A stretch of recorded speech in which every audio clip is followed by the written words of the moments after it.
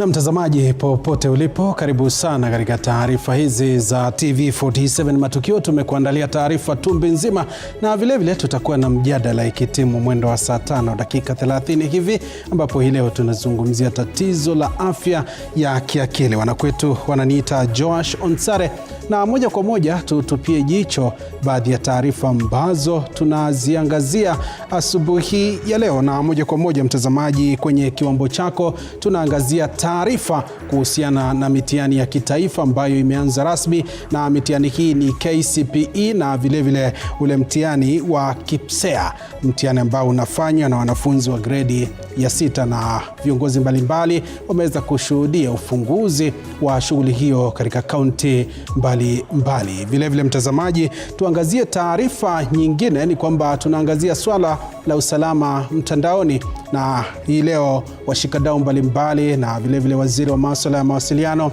na uchumi wa kidijitali Eliud Owalo atakuwa anafungua rasmi kongamano ambalo linaanza siku ya leo hadi siku ya Jumatano ili kuangazia swala hilo la usalama mitandaoni. Mtazamaji, ndo shughuli nzima ambayo tunaitupia jicho. Vile vile tutakuwa tunaangazia swala lingine, ujio wa mfalme wa Uingereza nchini akiandamana na malkia ambaye tunazungumzia ni Charles watatu, na ziara hiyo imeweza kuibua hisia mseto. Taifa limejiandaa vipi? Na tume ile ya kuangazia haki za kibinadamu KHRC hapo jana waliweza kusema kwamba wanataka msamaha kutoka kwa taifa la Uingereza kutokana na yale ambayo yalifanyika katika zile enzi za ukoloni.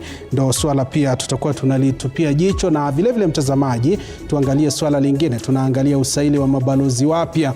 Zoezi hilo linaendelea katika bunge, kamati mbalimbali ikiwemo ile ya ulinzi na vile vile ile ambayo ni ile ya masuala ya kigeni.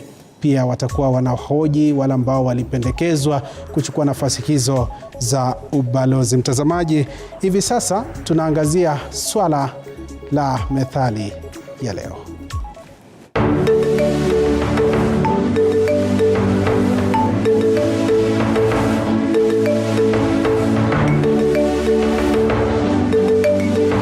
Methali ya leo: kila mahali pana ndeme.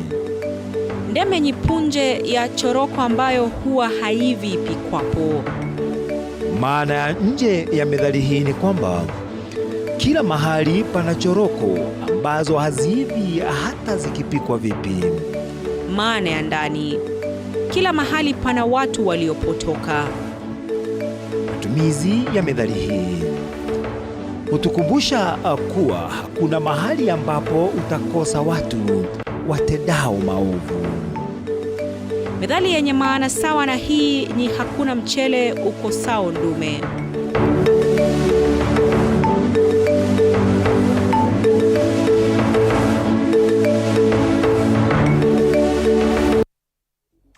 Na mtazamaji, sijui umejifunza kipi kutokana na methali ya leo, na tumai umeweza kutafakari hilo na kuweza kujifunza mengi, kwa sababu ndo maisha ya kila siku. Wanakwetu wananiita Joash Onsare. Moja kwa moja tuangazie taarifa kuu asubuhi ya leo, na ni kwamba mitihani ya KCPE na vile vile KIPSEA imeanza rasmi katika maeneo mbalimbali humu nchini. Tumemwona Rais William Ruto akishuhudia zoezi hilo katika eneo la Kikuyu, na vile vile viongozi mbalimbali wakiendelea kuangalia namna shughuli hiyo inatekelezwa. Hivi sasa mtazamaji, kuanza taarifa zetu za TV47 Matukio ni mwandishi wetu Willy Dennis Njiru kutoka Gatuzi nambari 032 ukipenda kaunti ya Nakuru, lakini kwa sasa yuko katika eneo la Naivasha. Willy Dennis Njiru, tutaarifu ni kipi kinaendelea katika kuanzishwa ama kuanza kwa mitihani hii ya kitaifa KCPE na vile vile KIPSEA. Njiru. sana mwenzangu Joash Onsare studioni zetu jijini Nairobi, mbashara kutoka shule ya msingi ya Milimani hapa mjini Naivasha, ambayo ina idadi kubwa zaidi katika eneo hili la wanafunzi, ikiwa hii leo zaidi ya wanafunzi 1000 wanaukalia mtihani wao wa KPSEA na halikadhalika wa KCPE ambao utakuwa ni wa mwisho. Lakini pasi na kuzungumza mengi, tumejumuika na mwalimu mkuu ambaye anafahamika kama Martin Anyanga, ambaye anasimamia kituo hiki. Atakuwa kitujuza kwa kifupi tu hali ilivyo na kufikia sasa hali iko vipi, kizingatiwa sasa peksheni inayoendelea hapa katika eneo hili kwa sasa ni wanafunzi wanapigwa peksheni ili wakaweze kuingia katika mtihani wa somo la Kiingereza. Mwalimu, karibu, tueleze hali iko vipi kufikia sasa? Tuko salama sana, mtihani umeanza vizuri asubuhi, karatasi ya kwanza imeisha vizuri. Sasa tunajiandaa kwa mtihani wa pili. KPSEA wanaanza wao, alafu darasa la 8 wanaanza saa 5:30 the English paper. Yes. Hali imekuwa vipi tangia asubuhi? Tueleze, umekuwa na maandalizi, changamoto zozote ya kabambe? Mwaka huu nasema kwamba tutakuwa na changamoto kama miaka mingine. Naona kwamba NEC walipanga vizuri makaratasi za mtihani vizuri. Kwa kila mtihani kuna sanduku lake vizuri. Kwa hivyo tutakuwa na changamoto yoyote. Hata KPSEA pia darasa la 6 imekuwa shwari kabisa. Hakuna wasiwasi wote tumeona kufika sasa. Tueleze katika mitihani yote miwili, katika mtihani uko na wanafunzi wangapi, katika mtihani huo mwingine uko na wanafunzi wangapi? Na wakati mwingine unapata kwamba min score ama min grade, ukiwa na wanafunzi wengi kunakuwa na challenge ya kugawa, alafu unakuta kwamba wanafunzi wamefanya vizuri lakini min score bado iko chini kidogo. Asante. Darasa la 8 tuko na wanafunzi, jumla ya wanafunzi 529, na darasa la 6 tuko na 558. Hiyo ni karibu na 1087. Darasa tumejiandaa vizuri kwa darasa la 8, hata kama wanafunzi ni wengi sana tunapata kwamba tumejiandaa vilivyo, lakini kwa kawaida wanafunzi wakiwa wengi sana unaona kuna changamoto hapa na pale. Kwa hivyo pia mean score yetu inakuwa yanaenda chini kidogo, lakini kwa sababu ya maandalizi mema tunaona kama mwaka huu pia tutafanya vizuri kama miaka iliyopita hapo mbeleni. Kumekuwa na changamoto media asubuhi, napatikana kwamba makaratasi mengine hayapo kwa sababu mshikiri kidogo wa mchanganyiko wa makaratasi yameenda katika maeneo mengine. Hapa umeathirika, na ikiwa ndio umetatua vipi? Hapa kwetu hata kama wanafunzi ni wengi, tumekuwa kila kitu tumekuwa sawa na tukaanza kwa wakati ambao unastahili tu kwanza mtihani. Hajakuwa na mushkili yoyote kufikia sasa hivi. Yeah. Tutarajie nini mwalimu? Matokeo mema kama kawaida shule ya Milimani, Mungu akiwa mbele yetu, tunatarajia kuwa na mkutano mazuri sana, matokeo mazuri sana mwaka huu tena. Asante. Rais wa taifa pia amezunguka katika baadhi ya shule na amewatakia wanafunzi kila laheri. Tazama pale na uwatakia wanafunzi wengine kila laheri. Mimi kama mwalimu wa shule ya Milimani natakia wanafunzi wote watainiwa mwaka huu kila laheri kwa mtihani wao. All the best, success is all yours. Asante sana. Nashukuru sana kwa muda wako.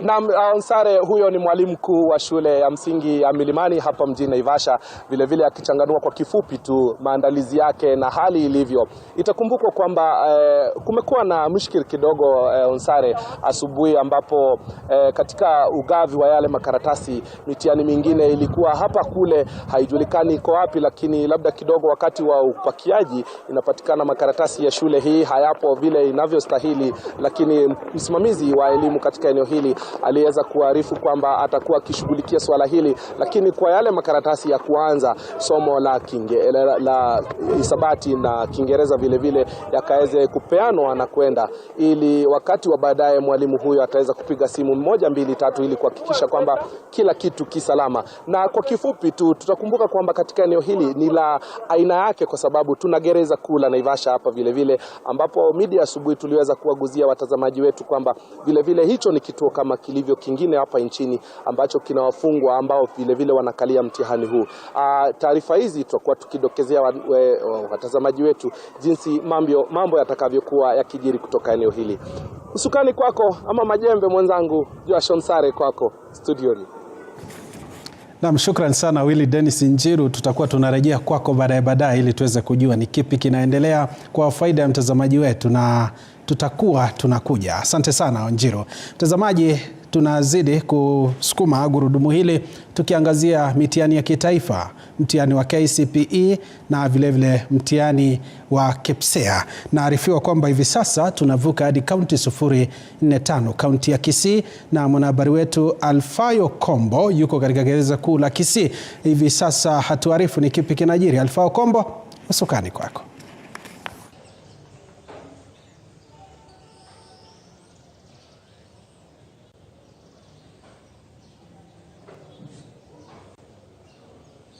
Naam, asante sana Joash Onsare na kupata vyema kabisa kutoka gatuzi hili la Kisii, hasa katika eneo hili gereza la Kisii, ambapo baadhi ya watainiwa ambao wanafanyia mtihani wao kutoka eneo hili nitakuwa nazungumza nao. Na hapo awali wakati tulikuwa tumezungumza na naibu mkuu wa gereza hili, atueleza kwamba wanafunzi ambao wanafanya mtihani huu ni wanafunzi 21, hasa wale wa kiume na 3 wale wa kike. Nitakuwa nazungumza nao watuambie, je, wao wanahisi vipi, wamejitayarisha vipi na wanahisi vipi ikiwa huu ndio mtihani wa mwisho wa darasa hili la 8. Tutakuwa naanza, pengine utueleze jina lako ni nani na unahisi aje mtihani huu ukiwa ni wa mwisho? Nyinyi ni watu wa mwisho kufanya mtihani huu, umejitayarisha vipi na pengine unatarajia nini katika mtihani huu?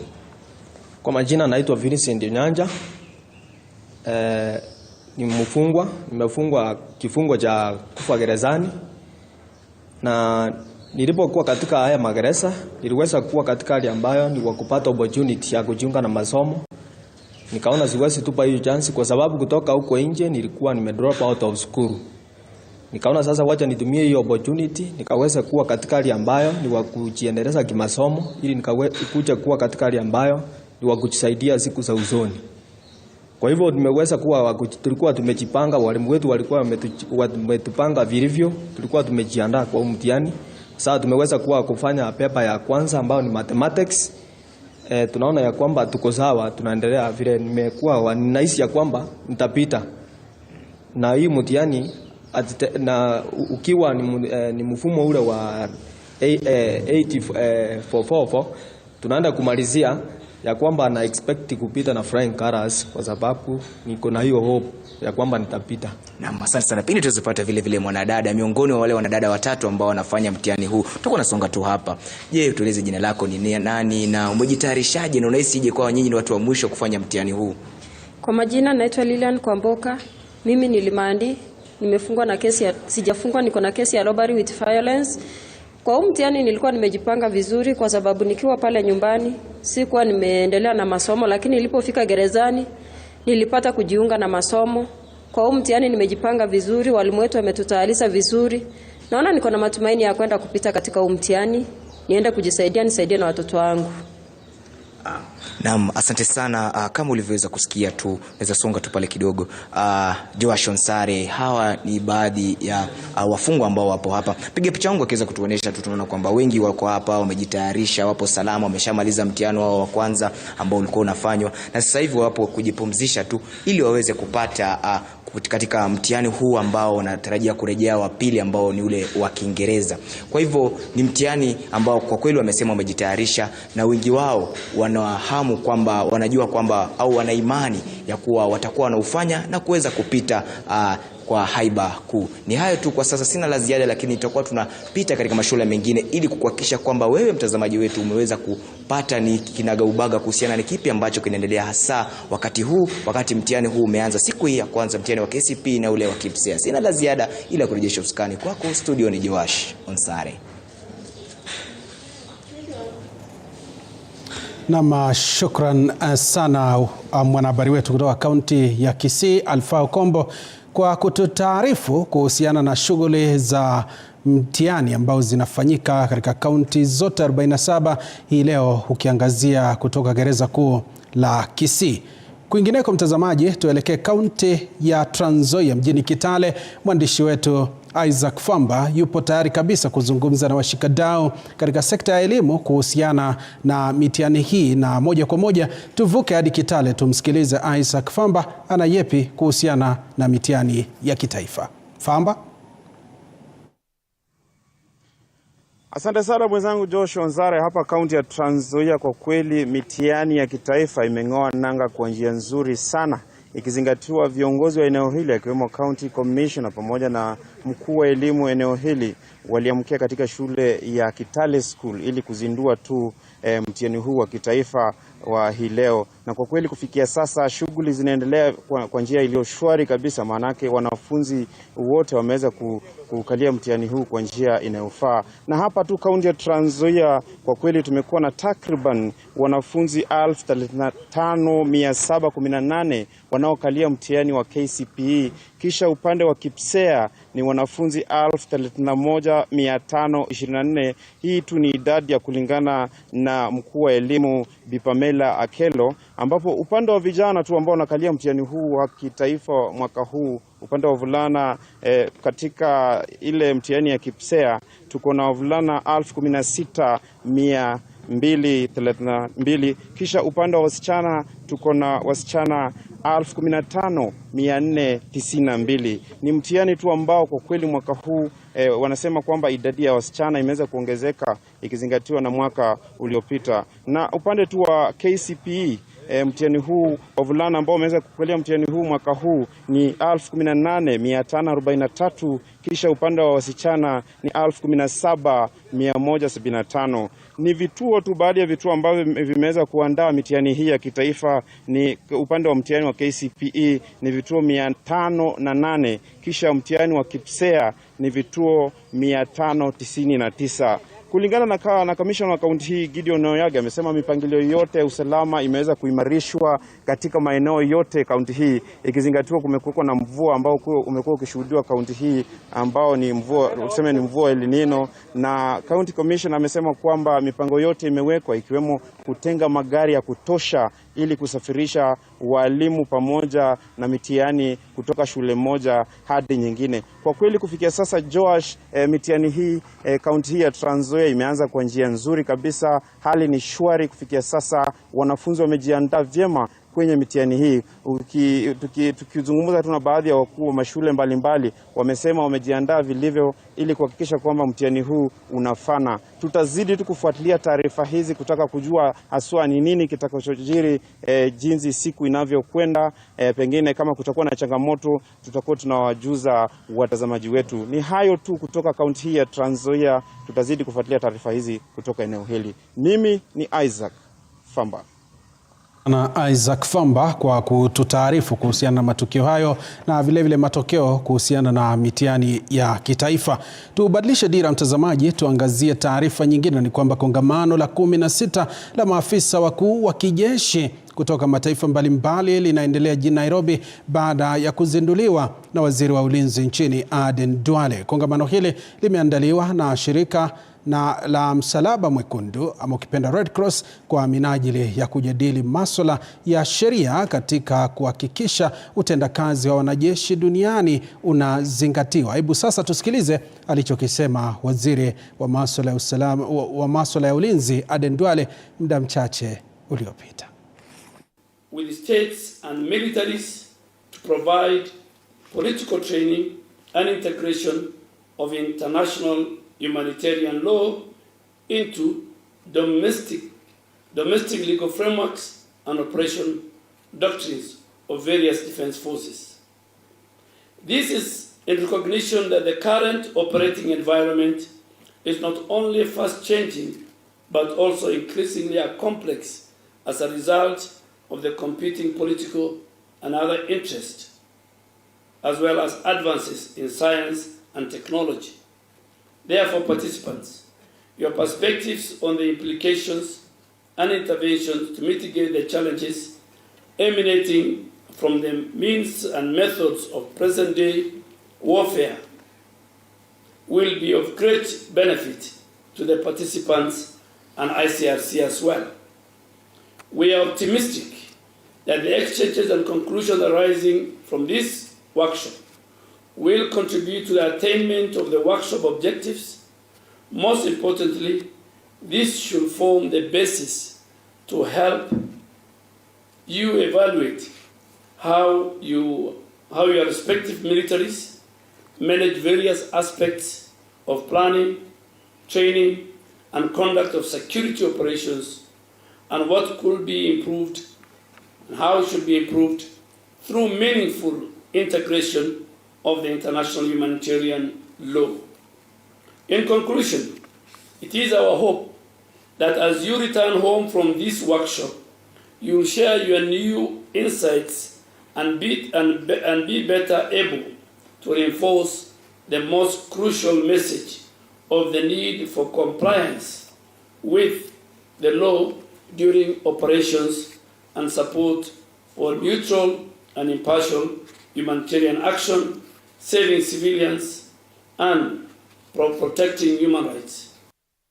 Na mtazamaji, ni taarifa ambayo tunazidi kuifuatilizia kwa kina ili tukutaarifu ni kipi kitakuwa kinajiri kutoka kwa kongamano hilo la wanajeshi kutoka mataifa mbalimbali ambao wanakongamana humu nchini. Mtazamaji, tuangazie taarifa nyingine.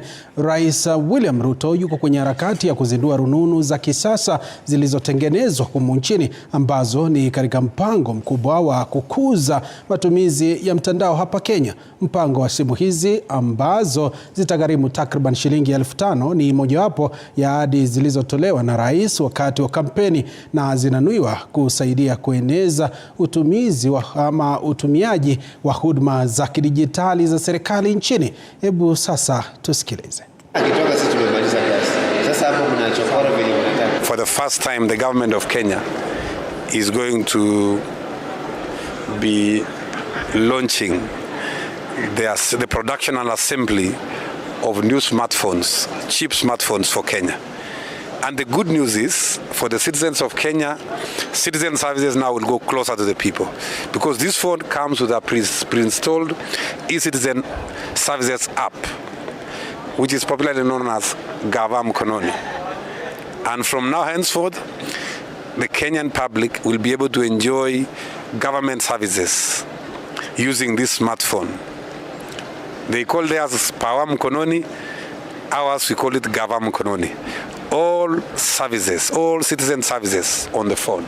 So we are really excited today, and we are happy with this partnership with this company that has come to launch this very innovative idea. And we are telling the people of Kenya, let's take advantage of the opportunity.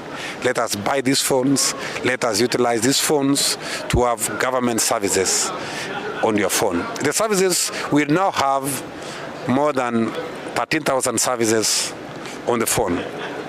There are many services. If you're under driving license, you just use your phone, you apply for it, you get it almost instantly.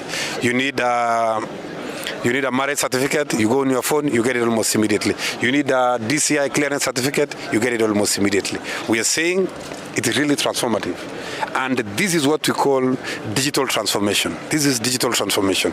So we are really happy and very excited to be here to join His Excellency in his bottom-up economic transformation agenda to ensure that we have a smartphone, we have government services on the phone, and citizens of Kenya. It is really, really a great opportunity for all of us. Na mtazamaji, ni taarifa ambayo tunaifuatilizia. Sijui maoni yako ni yapi kuhusiana na rununu hizi za bei nafuu. Hivyo basi ni muhimu sana, sema nasi kupitia mitandao yetu ya kijamii. Pale kwenye Facebook unatupata TV47 Kenya, ingia kwenye mtandao wetu wa X TV47 News, na vile vile sema nasi kupitia rafa fupi ama ukipenda SMS nambari ambayo iko kwenye kiwambo chako 22047 ili tuweza kujua hisia zako ni zipi kuhusiana na rununu hizi za bei nafuu. Hivi sasa mtazamaji, tunabadilisha dira. Sasa tunaangazia masuala ya spoti na mwanahabari mwenza wa masuala ya michezo Duncan Mutua ashafika upande wa pili. Duncan, habari za sasa? Habari zangu njema, nafurahia kuweza kuungana na wewe hapa asubuhi ya leo. Tuweze kuzungumzia mawili matatu kuhusu ni kipi ambacho kimekuwa kikifanyika katika ulingo wa michezo. Hapo jana tuliweza kuona mbio za Stanchart Marathon zikifanyika, tukaweza kuona ligi kuu ya soka nchini na pia mechi kubwa kati ya Manchester United na Manchester City. Mmoja alianguka. Naam, shukrani sana Duncan Mutua. Najua umeturusha ugaibuni ukaturusha humu nchini, lakini kikubwa tuanzie na ligi kuu ya soka nchini. Hapo jana Duncan, tuliweza kuona timu ya Shabana ikidhalilishwa miongoni mwa mechi zingine. Labda kwa kiduchu, kwa faida ya mtazamaji, tutaarifu kulikuwa vipi? Ni mechi ambayo ilichezwa katika uga wa Ulinzi Complex, ambapo Shabana wakiwa ugenini basi walikuwa wanatarajia kuenda wakaandikisha matokeo tofauti. Mechi ambazo wamekuwa wakicheza wamekuwa wakiandikisha sare. Tangu msimu uweze kuanza, mechi 9 ambazo wamezicheza wameandikisha ushindi mara moja tu. Hapo jana wakitarajia kuenda wakaandikisha ushindi wa pili, lakini wakapokeza kichapo cha mabao mengi, mabao 4-0 na klabu ile ya Ulinzi katika mechi ambayo ilichezwa katika mechi iliyochezwa ugani Ulinzi Complex. Kando na hayo pia mashabiki wa Shabana wakaibua hisia tofauti wakitaka wale wadhamini wao waweze kujiondoa. Kumbuka ni wadhamini wa mchezo wa kamari, sitowataja, lakini walikuwa wakiibua hisia zao, walikuwa wanataka sasa ule kocha aweze kuondoka na pia wale wadhamini wao waweze kuondoka. Kando na hayo kuna mechi zingine ambazo zilichezwa kando na Shabana kuweza kubwagwa. Kuna mechi zingine ambazo zilizochezwa. Mabingwa mara 20 wa ligi kuu ya soka nchini ambao ni Gor Mahia waliandikisha sare tasa dhidi ya Bidco United. Kenya Police hawa baada ya kumpata kocha mpya wanazidi kuhangaika hivi. Kumbuka walikuwa wametoka kupigwa walipigwa mechi walikuwa wamepigwa na Sofapaka, lakini wakatoka sare ya bao 1-1 dhidi ya Talanta FC. Posta Rangers mabingwa Posta Rangers ambao ni viongozi wa jedwali kwa sasa wamepanda hadi nafasi ya kwanza na alama 19, waliwabwaga Bandari. Hawa wana Bandari mabao 2-0. Alafu Sofapaka inazidi kuhangaika. Kumbuka hapo jana walileweshwa sana na Wanamvinyo baada ya kupigwa bao 1-0 na vijana wa Tusker. Moroni Youth ikaandikisha sare ya bao 1-1 dhidi ya Murang'a Sis. Nairobi City Stars ikawa chabango na wanabenki KCB bao 1-4. Alafu Kariobangi Sharks ikawapiga Kakamega Homeboys bao 1-0. Mechi ambayo ilifurahisha zaidi ni kuwa FC Leopard kwa mara ya kwanza basi wameweza kuandikisha ushindi wao wa kwanza kwenye ligi kuu ya soka nchini baada ya kuandikisha ushindi wa bao 1-0. Ni hayo tu matokeo ya ligi kuu ya soka ligi kuu ya FKF humu nchini, Joash. Na shukrani sana Duncan. Hivi sasa tusawazishe, tuangalie ligi kuu ya soka ya kinadada. Hebu tutaarifu ni nani anatamba na ni kipi kinaendelea katika ligi hiyo ya kinadada FKF. Ungetarajia matokeo tofauti kwa timu kama vile Kenya Police, Gaspo, utarajie pia mabingwa watetezi Vihiga waandikishe ushindi, lakini tuliweza kuona Kenya Police mechi 4 ambazo wamezicheza wameandikisha ushindi mara 3, na ushindi huo hapo jana waliweza kuandikisha dhidi ya kinadada wa Wadadi baada ya kuacha Baga bao 3-1.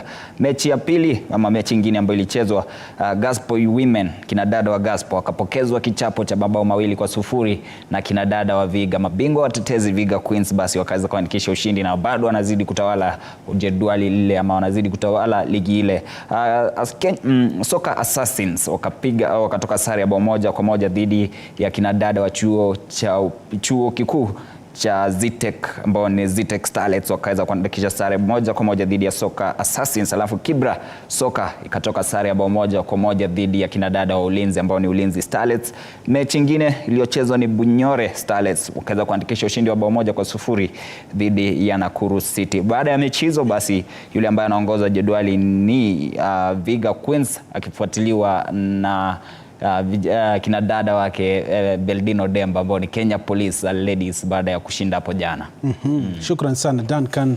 Na hivi sasa tuangalie mbio za STANCHAT, na anaelewa fika dada zetu na ndugu zetu ambao wanatoka katika maeneo ya Bonde la Ufa wanazidi kutuwakilisha. Kigen akiibuka mshindi. Hebu tupe mengi zaidi. Mechi mbio ambazo ziliandaliwa jana mapema sana. Ndiyo. Ambapo zaidi ya wakimbiaji na pia watu ambao waliweza kushiriki zaidi ya watu 20,000 basi waliweza kushiriki katika mbio zile za STANCHAT, kwa lugha nyingine wanasema Standard Chartered Marathon, ambapo matokeo tofauti kulikuwa na mbio za mita 21, mbio za mita 42 na pia mbio za mita 10 na pia mbio za mita 5 kama uwezi zile masafa marefu zaidi, basi kulikuwa na mbio za mita 5. Basi nikueleze ile ambayo tunasema matokeo ya main marathon ambao ni mbio za mita 42 ni nani ambaye alikuwa anatoa ubingwa, maana nani ambaye alitamba zaidi, na tunaelewa Alfonso Kigen alitoa ubingwa katika mbio hizo za kilomita 42 baada ya kuandikisha muda wa masaa 2 na dakika 10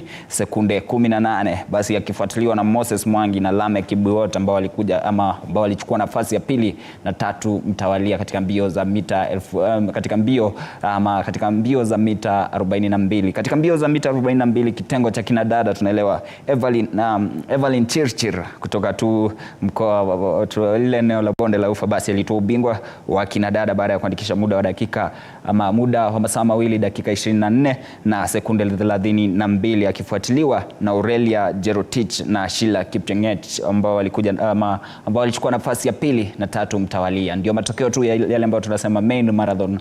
Joshua Sare. Naam, shukrani sana Duncan Mutua, na labda tutarajie kipi siku ya leo haraka upesi kwa sababu ya muda? Kutakuwa na wajumbe wa kutoka ligi ya La Liga ambao tunasema ligi ya La Liga basi wamezurumu nchini. Tutakuwa nafuatilia tuweze kujua je ni kipi ambacho wanakileta ama ni kipi kipya ambacho wanaweza kukileta. Pia tunatarajia kutakuwa na timu fulani ambayo timu ya mchezo wa chess wanasema chess basi itakuwa inaagwa iweze kuelekea katika mashindano ya bara Afrika. Tutakuwa nazungumzia hayo, tutakuwa nafuatilia hayo. Pia kutakuwa na mechi za ligi kuu ya Uhispania na pia ligi kuu ya Italia. Josh. Ndio, shukrani sana Duncan Mutua. Na mtazamaji, huyo ni mwandishi wetu wa masuala ya michezo Duncan Mutua akitutaarifu kwa kiduchu tu kuhusiana na matukio ya wikendi na vile ni kipi ambacho kinajiri siku ya leo. Tutakuwa tunaungana naye baadaye katika taarifa zingine za michezo katika taarifa zetu zijazo. Mtazamaji, hapo ndipo nafunga katika taarifa hizo za michezo, lakini sijamaliza kabisa kwa sababu tutakuwa na mengi. Hivi sasa tunaangazia mada yetu ya siku ya leo. Niko na wageni ndani ya studio na vile wanahabari wetu wamepiga kambi kaunti 47 ili kuweza kututaarifu mada yetu ya siku ya leo inasema vipi. Mtazamaji, kwa faida yako hii leo tunaangazia swala la tatizo la afya akili, na ni swala ambalo limekuwa gumzo kwa wengi katika jamii, kutoka kwa serikali, washikadau mbalimbali, kwa sababu kuna mengi ya kuzungumziwa tunapozungumzia swala la afya ya akili. Wengi wanaumia kimya. Je, hilo linachangia katika kutatiza afya ya akili? Tutakuwa tunalitupia jicho hilo, na hivi sasa nataka nikuvushe ni kupeleke kaunti ya Nakuru. Mwandishi wetu Chichi Josephine yupo ngangari kabisa. Chichi Josephine, iwapo unanipata, hebu tutaarifu ni kipi kinajiri kuhusiana na swala hili la afya ya akili, na naarifiwa unazungumza na wakurugenzi wa afya aswa katika masuala haya ya tatizo la afya ya akili. Watueleze ni kipi kinajiri. Chichi Josephine, usukani kwako tu taarifu.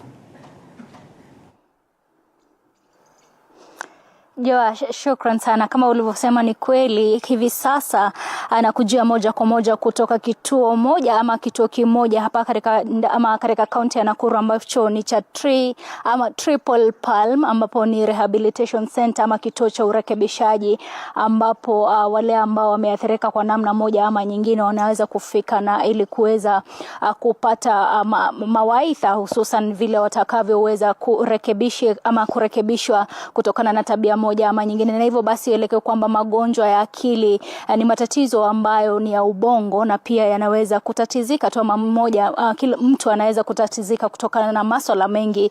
Kama sasa tunavyoelewa katika taifa la Kenya kuna hali gumu ya maisha ambayo wengi wanatatizika kutokana na kile ambacho wanasema ni gharama ya juu ya maisha, na pia wengine wanatatizika kutokana na utumiaji wa mihadarati na pombe. Na hivyo basi hilo nitakuwa ni kuwashirikisha wale ambao mmoja ni mkurugenzi katika Triple Palm na yule mwingine ni mwanasaikolojia. Tueleze ni dalili zipi ambazo mtu huanza kuona wakati ambapo mtu anatatizika kiakili ama afya yake inatatizika. Hivyo basi nitanguliza na wewe mwanasaikolojia. Labda wewe unafanya kwenye kituo hiki, na labda nahitaji kwanza kabisa unieleze ni dalili zipi mtu ataona wakati ambapo anaathirika kiakili. Asante sana Josephine kwa nafasi ambayo umenipa. Hapa ni Triple Palm kama ulivyosema, na mimi ni msaikolojia katika nafasi yangu ya matibabu ya hawa wagonjwa. Kawaida wakati mtu anaanza kuathirika huwa tunaita impairments. Sasa impairment ya kwanza kabisa ambayo inaonekana ni social impairment, ambapo mtu anaanza kuondokea majukumu ya kikawaida, ambapo anajikuta hataki kuhusiana na watu wake, familia, hata kama ameoa anaanza kuondoka katika ndoa, kama anafanya kazi anaanza kuacha kazi, alafu kisha anajikuta tu anapenda kukaa sehemu moja pengine ya baa ama vitongojini ambapo anakutana katika kutumia hizo mihadarati. So katika hali hiyo basi, hiyo inakuwa ni dalili ya kwanza ya kwamba huyu mtu ameanza kuwa dependent na matumizi ya madawa ama pombe. Na labda kuna masuala mengine ambayo huathiri mtu na labda anaweza kutatizika kiakili. Kawaida kunywa pombe ama kutumia mihadarati yenyewe huwa si ugonjwa by itself. Lakini huwa ni kama self medicating. Ambapo mtu ana matatizo mengine ndani yake ambayo yanamvuta kutumia madawa ama pombe ili kuondoa yale maumivu ama zile hurts ambazo anazo kwenye mawazo yake ama kwenye roho yake ama kwenye mwili wake. Na katika hali hiyo basi yale madawa ama ile pombe huwa ina aggravate ama inafanya sasa yale magonjwa yale ambayo yanayafunika na hiyo pombe ama zile dawa kuwa sasa magonjwa makubwa. So hizo ndio tunaita co-occurring disorders. So kwa hivyo akija, the first thing tunafanya ni clean up. Tunafanya clean up na kile tunaita pharmacology. So kwa hivyo tukishamweka kwa hiyo process, ndio sasa tunaanza kuona yale magonjwa mengine kama psychotic, schizophrenia, depression, bipolar na kadhalika. Na labda iwapo mtu amekuja hapa kutokana na msongo wa mawazo kando na utumiaji wa mihadarati, mnamsaidia vipi? Pia vile vile tuna counselors ambao wamehitimu katika njia moja ama nyingine katika kutibu magonjwa specific kama depression, anxieties, disorder, bipolar. Hao wote huwa tunawatibu kwa sababu tuna psychiatric hapa, tuna psychologist, tuna psychotherapist, tuna counselors. Kwa hivyo wakija kwa mashida yote yale ambayo yanahusiana na ubongo, basi wanapata matibabu dhabiti. Na labda tuweke wazi kidogo, katika kaunti ya Nakuru, je, watu wameathirika kivipi wakati ambapo tunazungumzia swala la afya ya akili? Kusema kweli, kulingana na experience yangu, ugonjwa huu umeenea sana. It's almost a pandemic. Kwa sababu kila mahali ukienda, kwa kila familia ukitembea, kuna mwathirika. Either directly or indirectly. Na kwa hivyo ni kusema kwamba ni ugonjwa ambao umekithiri. Uko kila mahali.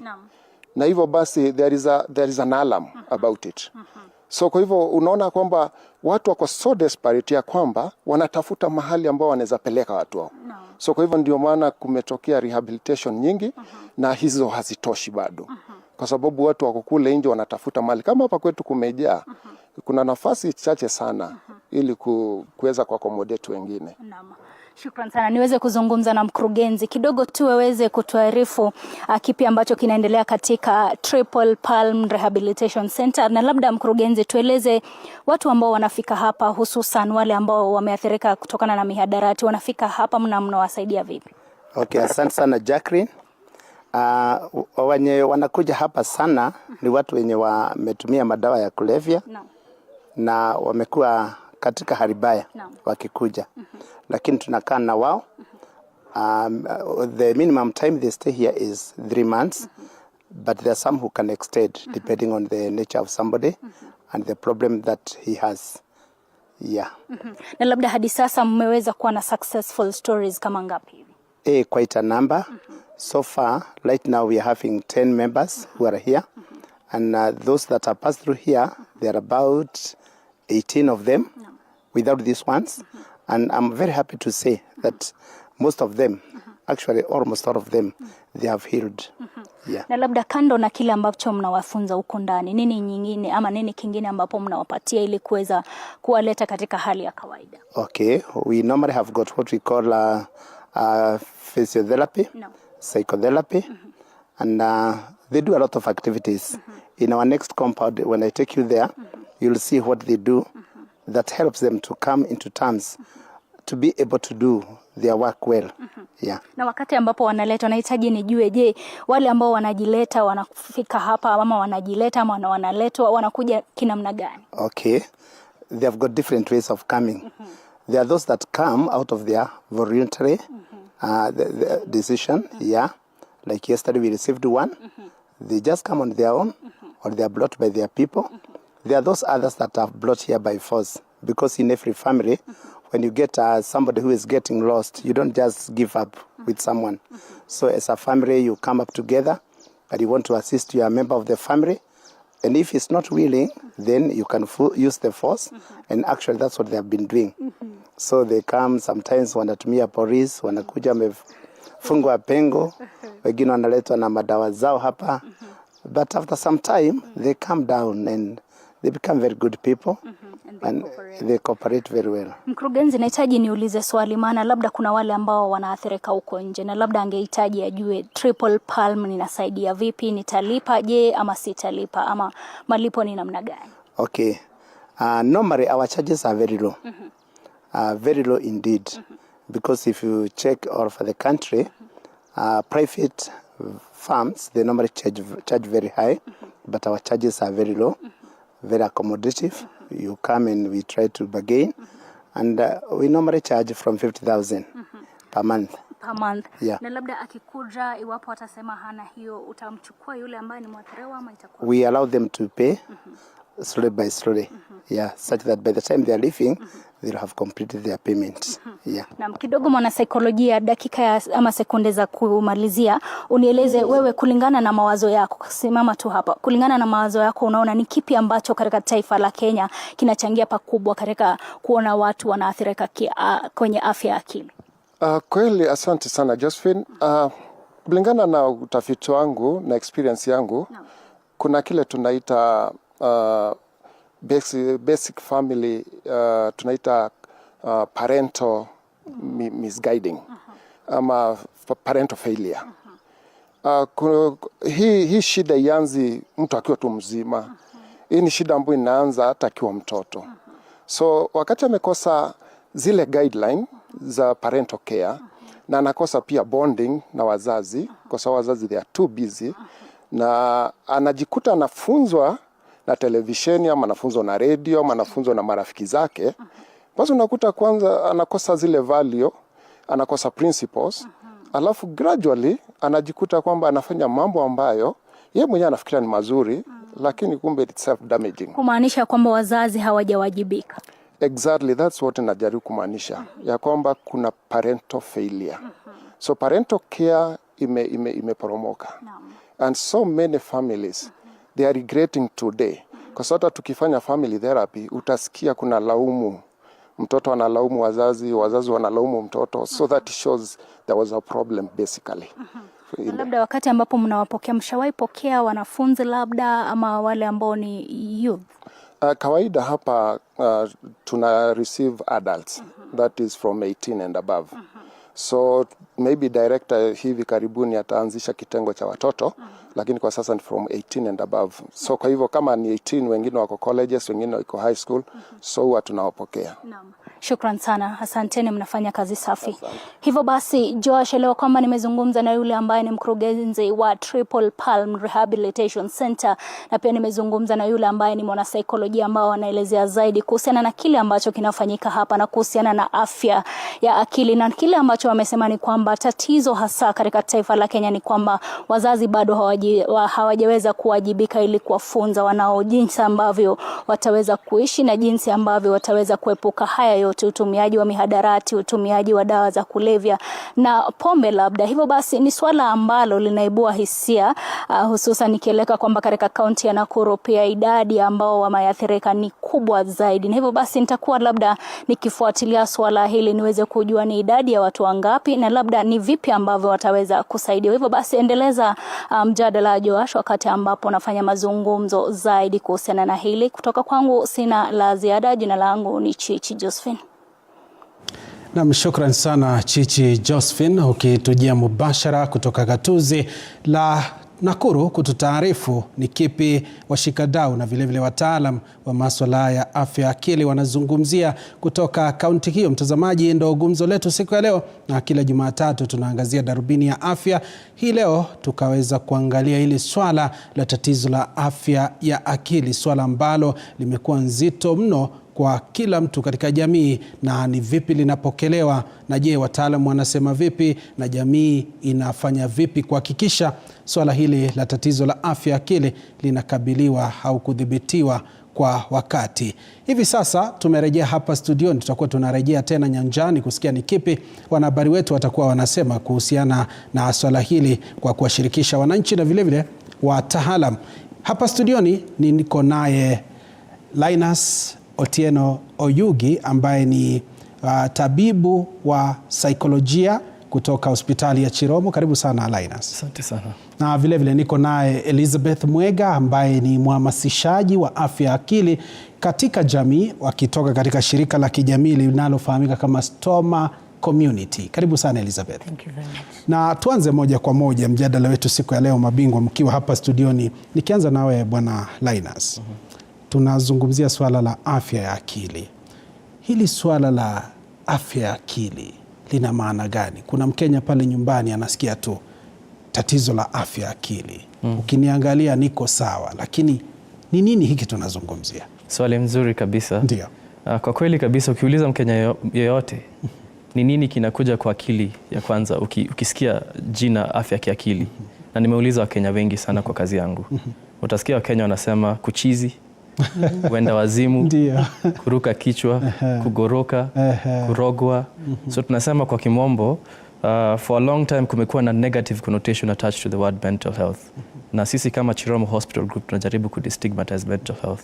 Lakini by definition, afya ya kiakili, according to the World Health Organization, ama the WHO, is a state of well-being, ama kwa Kiswahili ni hali ile ya kukua kisawa kisaikolojia.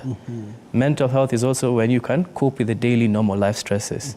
Tunasema msongo wa mawazo ama shida za kimaisha ni kawaida. Hauwezi ukatoroka shida za kimaisha kabisa. So afya ya kiakili ni wewe kukua na shida za kimaisha lakini kuweza kucope nazo. Afya ya kiakili pia ni when you're able to realize your potential. Kila mtu ako na kipawa chake. Everybody knows what they're capable of doing on a given day. Afya ya kiakili ni wewe kujua kile ambacho unaweza kufanya na kuweza kuyafikia. Na afya ya kiakili pia ni kukua productive. It's when you're productive, when you're fruitful, and when you're able to make a contribution to the community. So in summary, mental health is a state of well-being in which an individual is able to realize their potential. Mental health is when you can cope with the daily normal life stresses.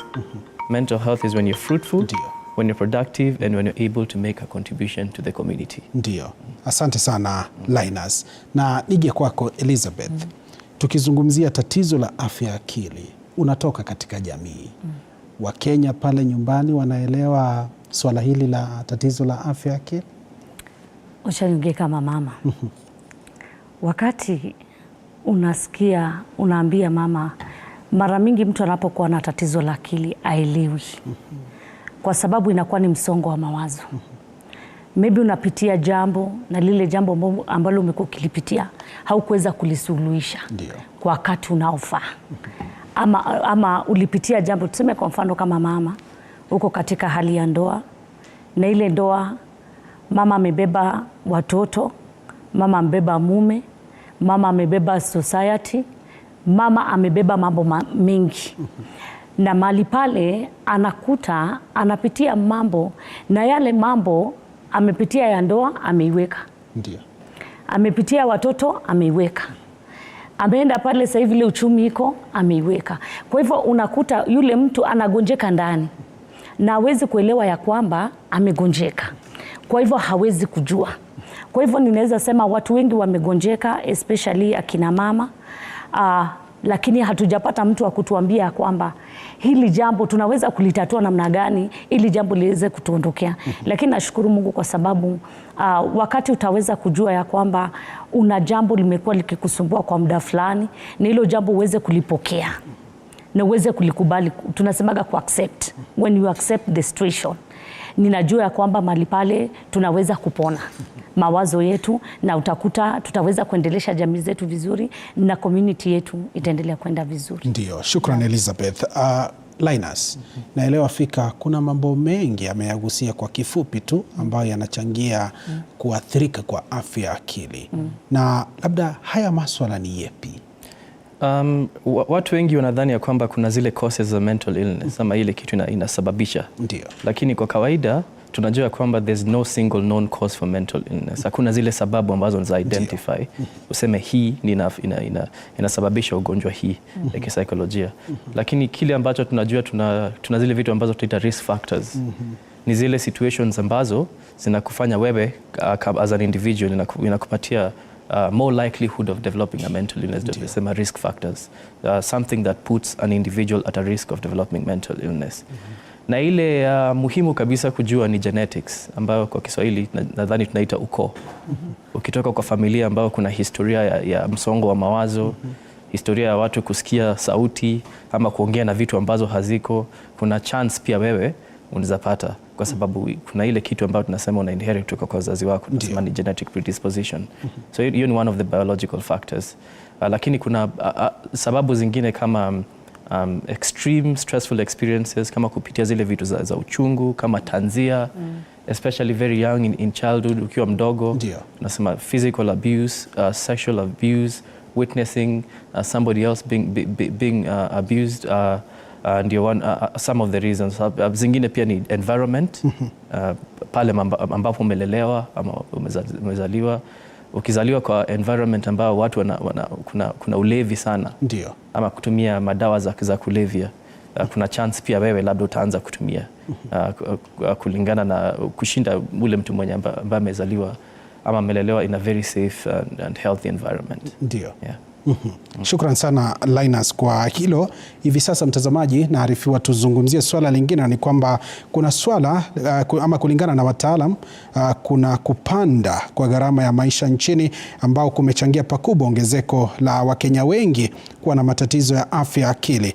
Na kulingana Regina Mumo ambaye ni msimamizi wa idara ya afya ya akili katika kaunti ya Machakos, ni kwamba wagonjwa walio na tatizo la afya ya akili imeongezeka sana, na kwa siku kaunti ya Machakos hupokea jumla ya wagonjwa 70. Kaunti ndogo ya Kangundo inaongoza kwa takwimu hizo, huku wagonjwa wengi wakiogopa swala la unyanyapaa na vile kuweza kufika hospitalini kuangalia. Hebu sasa tusikilize alichokisema Mumo.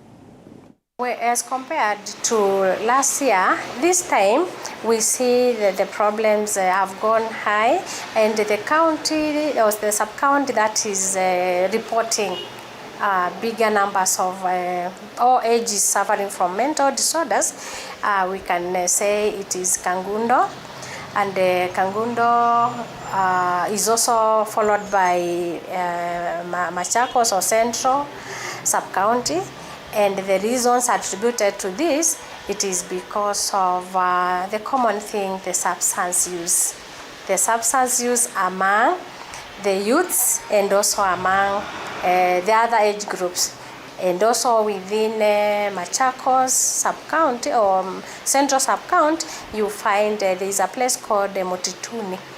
Motituni, Mua Hills, yeah, there is that problem. The registers we have, when we see the patients, inaonyesha substance abuse is on the rise. They complain or they say kumekuwa na shida ya maisha. The cost of living, I think that is the most critical thing at the moment, because people lack money, finances. I think employment is maybe low or it's not taking place. And when people go to seek for employment and they don't get, then you find even the cost of living is becoming a challenge. We hear our patients complain that they go without food, even when they come to seek for treatment, and then they are given the medication. Utapata mtu anasema, hii dawa nikipewa, nitakula nini ndio niweze kunywa dawa. So unaona, also treating the conditions also becomes a challenge. Kwa wakati huu ama huu mwezi wa mental health awareness month, tumefanya kazi nyingi ya kuwaita kwenda kuwa sensitize at the community waje hospitali. But we see as compared to the month of September, tumeona the numbers zimeenda juu kidogo. Like how many? Like for example, kama tulikuwa tunaona watu 70 kwa siku, tumeona wakifika 130. The people are coming to seek for mental health services because of the mental health. Na mtazamaji, huyo ni Regina Mumo ambaye ni msimamizi wa idara ya afya ya akili katika kaunti ya Machakos, akitueleza tu vyanzo au visababishi ambao vinachangia swala hili la kuathirika kwa afya ya akili, akizungumzia swala la gharama ya juu ya maisha. Mtazamaji, swala hili unaweza lichangia kupitia mitandao yetu ya kijamii pale Facebook TV47 Kenya. Ingia kwenye akaunti ya X TV47 News, akaunti yangu ya X @JoshOnsare, na vile tutumia rafa fupi kwa nambari 22047. Turejea hapa studioni tuzungumze na wataalamu na vile wanajamii hapa, nikiwa na Linus Oyugi ambaye ni tabibu wa kisaikolojia kutoka hospitali ya Chiromo hapa jijini Nairobi, na vile Elizabeth Mwega ambaye ni mhamasishaji wa afya ya akili kutoka kwa jamii, kutoka kwa shirika la kijamii linalofahamika kama Stoma Community. Na tulikuwa tumezungumza naye, ukasema kuna sababu 1, 2, 3. Nije kwako Elizabeth. Ndio tumeweza kusikia gharama ya juu ya maisha ni swala ambalo linasumbua Wakenya wengi hivi sasa. Kila mtu analia, uchumi ni mgumu, maisha yamekuwa ghali.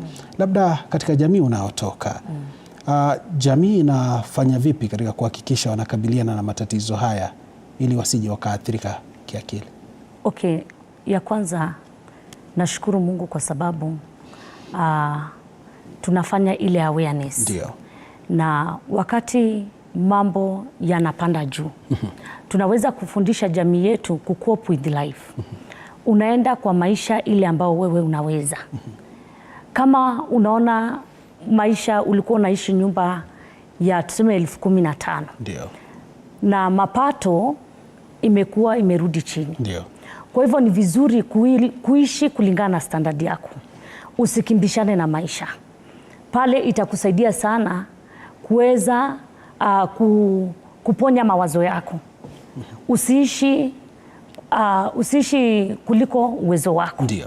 Tunaweza kufundisha jamii zetu pale kwa community na kuweza kuambia, kama mimi ile group ambayo niko na group ya Stoma Community, na Stoma ni group ya wamama ambao tulipata watoto ambao hawana njia choo. Ndio. Na mali pale tuko na watoto wa cerebral palsy na watoto wa autism. Na kama vile huyo mama kutoka ile kaunti ya Machakos amesema kuhusu matibabu. Ndio. Unakuta kama hauna ugonjwa ni afadhali. Lakini kama maisha inapanda na bado uko na mtoto mgonjwa kwa nyumba, matibabu ya hii magonjwa inakuwa bado ni stress. Ndio. Unakuta unafaa ufuatilie clinic, nyumba ni za wenyewe, ni lazima ulipe. Lazima huyu mtoto akunywe hizi dawa. Kama watoto wetu wanaenda surgery, wanaenda theater mara ngapi? Mara 3. Ndio. Tuko na watoto wa Hirschsprung disease, na tuko na watoto ambao wamezaliwa completely hawana njia choo. Kwa hivyo unakuta hawa watoto wetu wanaenda surgery, ambao wamezaliwa bila njia choo, wanaenda surgery mara 3. Ya kwanza ni kurescue mtoto hapa. Mtoto anatobolewa hapa, anaendea choo hapa. Hizi ndio bag ambazo tunazitumia, zinaitwa colostomy bag. Unakuta hii bag ni 1200. Unakuta maisha inakuwa ngumu. Clinic lazima uzifuatilie. Huyu mtoto anataka kwenda shule kwa sababu mtoto lazima akue. Kwa hivyo, na unajua choo, Joash, choo iko na aibu. Ndio. Unakuta inakuwa wale watoto wanakuwa self esteem yao inakuwa imeenda chini sana. Kwa sababu pale kwa darasa wanapokaa tunaongelea swala la akili, mtazamaji wetu. Kwa hivyo unakuta pale ule mtoto anapokaa kwa darasa, ile choo imeleak. Ndio. Kwa sababu labda mama yake, unakuta kwa group kama sasa niko na wamama wa kufulia watu manguo. Labda wangapi? Niko na wamama wengi. Tuko wamama wengi. Tuko idadi kubwa. Kwa hivyo unakuta mali pale ule mama anaenda kibarua shilingi 300. Ndio. Colostomy bag ni shilingi 1200. Labda upate hii ambayo utatumia tu wenye, au utaweza, hii ni mzuri, utaweza kuonosha mtoto akiendea choo, utaweza kufungua hapa na mtoto atumie hata kama 1 week. Ndio. Hii kubwa. Unakuta hii mtazamaji, unakuta hii lazima urarue alafu utupe. Haiwezi kuitumia mara 2. Hii ni 500. Unakuta unajiuliza ya kwamba na vile gharama ya maisha imekuwa. Kama utaweza ku afford colostomy bag, unakuta tunatumia diapers. Na zile diapers tunafunga ya kwanza hivi na ingine hivi, kwa sababu kumbuka choo inatokea hapa. Unaona? Kwa hivyo diaper moja ni shilingi 30. Na tunatumia diaper ngapi? 2. Hiyo ni 60. Unaona? Huyu mama ameenda kibarua ni ya kufulia watu manguo, amelipwa shilingi ngapi? 300. Unga ni 220. Isha. ugadi 220. Clinic kwenda pale Kenyatta kwa sababu tunaenda Kenyatta. Tulikuwa tunalipa 1150, sasa tunalipa 1100. Unakuta watoto wetu wana develop pia, wanakuwa na ugonjwa ya roho na wanakuwa na ugonjwa ya kidney na spinal cord. Ndio. Kwa sababu wakati mtoto anakosa ile njia choo, ile choo ina pile. Unakuta ule mama kwa hakika anakuwa mwenda wazimu. Na wakati ile mala, kwa sababu ni mala imetolewa nje, ni ile intestine, large intestine imetolewa nje. Kwa hivyo unakuta kwa familia kuna watu hawajaona kitu kama hii. Ndio. Na awareness haijafanywa ya stoma. Ndio. Mtazamaji, bado tuko kwa swala ya akili ya mawazo. Tuko kwa swala tatizo la afya ya akili. Kwa hivyo unakuta huyu mama hajaona kitu kama hii. Hajui ni nini. Hakuna mtu alimwambia. Unapata wanatengwa. Unakuta jamii wanamtenga na mali pale majirani hawamuelewi kwa sababu mtu anasema hii mala iko nje. Ati huyu mtoto anaendea choo hapa. Ni jambo geni sana, lakini si jambo geni kwa madaktari wetu. Lakini sisi ambao wamama ambao tunazaa hawa watoto, hakuna mtu alikuja kutuambia hii kitu na handle aje. Ndio. Wakati unazaa mtoto, unatoka kwa ward, mtoto amepelekwa theater, amerudi, unaambiwa unakuwa discharge, unaambiwa enda nyumbani umepona. Huyu mtoto unapofika nyumbani, haujui kama utamuosha, ukimosha kama maji yote itaenda kwa tumbo, hakuna mtu anakuambia. Ndio. Mali pale unakuta sasa wazee wetu hawatuelewi. Kule tumolewa, unakuta watuelewi. Wanafikiria hii jambo ni urogi ama ni mambo ya nyumbani na kufuatilia. Ndio. Kwa hivyo unakuta ule mama anakaa kwa kakuni yake peke yake. Na ninafikiria mtazamaji, ukiwa pale kama mama, ni furaha ya kila mama kuona mtoto wake ako mzima. Afadhali mama ako tayari kwenda kibarua, atafutia watoto wake kama watoto wake hana mtoto ambaye ana ulemavu mahali popote. Na ninataka kusema ya kwamba stoma si ulemavu. Stoma, shida inafanya stoma ikuwe ni ulemavu ni shida. Na hii shida ndio inasababisha wamama wengi wale tumezaa watoto. Kwa sababu waume wetu unakuta sasa wanakuwa na ile msongo wa mawazo, wanaingia katika hali ya kukunywa pombe. Watachukuliwa vipi katika jamii? Wazee wetu wanaingia katika hali ya kukunywa pombe. Sasa huyu mtu ni mtu wa mjengo, anaenda kliniki 3 ya roho, anaenda kliniki ya kidney, hizi ni different. Kliniki ya stoma, na bado watoto wetu wako na fistula. Unakuta bado wanaenda hizi kliniki. Yote ni 1150. Kwa hivyo tukienda na fare unachanganya, unaenda na shilingi 1000 ngapi? Na inachangia kuathiri afya ya akili. Inachangia sana, unakuta mpaka wazee wametutoroka. Kwa group ambayo niko nayo, wamama wengi hawana wanaume. Na si huyu mzee ametoroka kwa sababu ya nini? Hataki kuona mtoto wake akiumia. Amekunywa pombe, ameingia kwa ulevi. Wakati mimi ni mwadhiriwa, ninaongea mimi niko na mtoto wa namna hii. Na wakati nilipata mtoto kama huyu, mume wangu alianza kukunywa pombe. Na nikajua huyu ataenda kwa njia mbaya. Lakini kama mama, kwa sababu ya hekima ambayo Mungu amenipatia, niliweza kuficha. Kiniuliza mtoto anaendeleaje, namwambia mtoto anaendelea vizuri. Ili niweze kuponya mume wangu, kwa sababu tukigonjeka sisi wote, nani atasaidia mwingine? Na hapa unaangalia bado surgery unafaa ulipie. Kitu kingine unakuta hii mambo ya kadi ya NHIF. NHIF inatusaidia sana. Lakini unakuta sasa hawa mama wanapoenda ile kibarua wanapata hiyo shilingi 300, unakuta wanashindwa kulipa hata ile NHIF, inakuwa na madeni, wanakuwa ni defaulter wa kliniki. Kwa hivyo ule mama anakaa pale nyumbani na mtoto wake, anaadhirika, hakuna mtu wa kumsaidia. Jirani anapojua mtoto wako namna hii anasema msianikage manguo na huyu mama. Hii kitu ni ya kuambukizana. Huyu mama anatengwa, huyu mama anakaa kwa isolation, anakaa peke yake. Kwa hivyo unakuta hata hivyo ndio inachangia mama wengi unakuta ameua watoto, anakufa na mtoto wake. Ndio, kwa sababu ya kuathirika katika ile afya. Anaathirika katika afya ya akili na ana mtu amwambie, kwa sababu anasema mtu akijua mtoto wangu ako na shida namna hii, ataenda kunisema namna gani? Nitaelewekaje? Shida nyingine ni kwa darasa. Wakati mtoto hicho imeleak, niko na watoto wameacha shule. Wanaambia mimi siendi shule. Kwa sababu ya unyanyapaa. Kwa sababu ya unyanyapaa? Ndio. Mtoto ananuka makojo, mtoto ananuka choo. Hakuna mtu ametusaidia kutuambia hii ni nini. Kwa hivyo unakuta sisi wamama kwa hakika, wamama wa stoma tumeteseka. Asante, shikilia hapo. Thank you. Mtazamaji, hivi sasa naarifiwa tutakuwa tunaendeleza gumzo letu hapa studio, lakini kwa sasa tuelekee nyanjani tusikie ni kipi kinaendelea katika kaunti ya Elgeyo Marakwet. Mwanahabari wetu Fabian Kibet yupo tayari. Fabian Kibet, usukani kwako tutaarifu.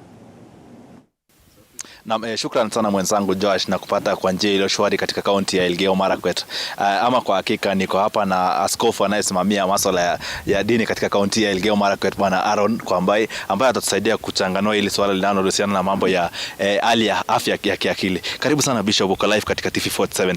Leo tukichanganua swala la afya ya kiakili katika aswa kwa wananchi wa Kenya. Hii pengine tumeona watu wengi wakijiua, wengine wakiua wenzao. Pengine nini aswa kama nyinyi kanisa mnaona nini inachangia? Asante sana ndugu yangu Fabian, nataka nishukuru Mungu kwa sababu ya nafasi hiyo. Kabisa janga hili ama swala hili ambayo ni ya kukosa ama afya ya kiakili ni jambo ambalo ni changamoto hasa katika hii kaunti ya Elgeyo Marakwet, kwa sababu tuna vijana wengi ambao hata na mimi pia nimehusika katika masishi yao kwa sababu ya changamoto mbalimbali, na baadhi ya changamoto ambayo tunazosiona ambayo sisi kama viongozi wa kidini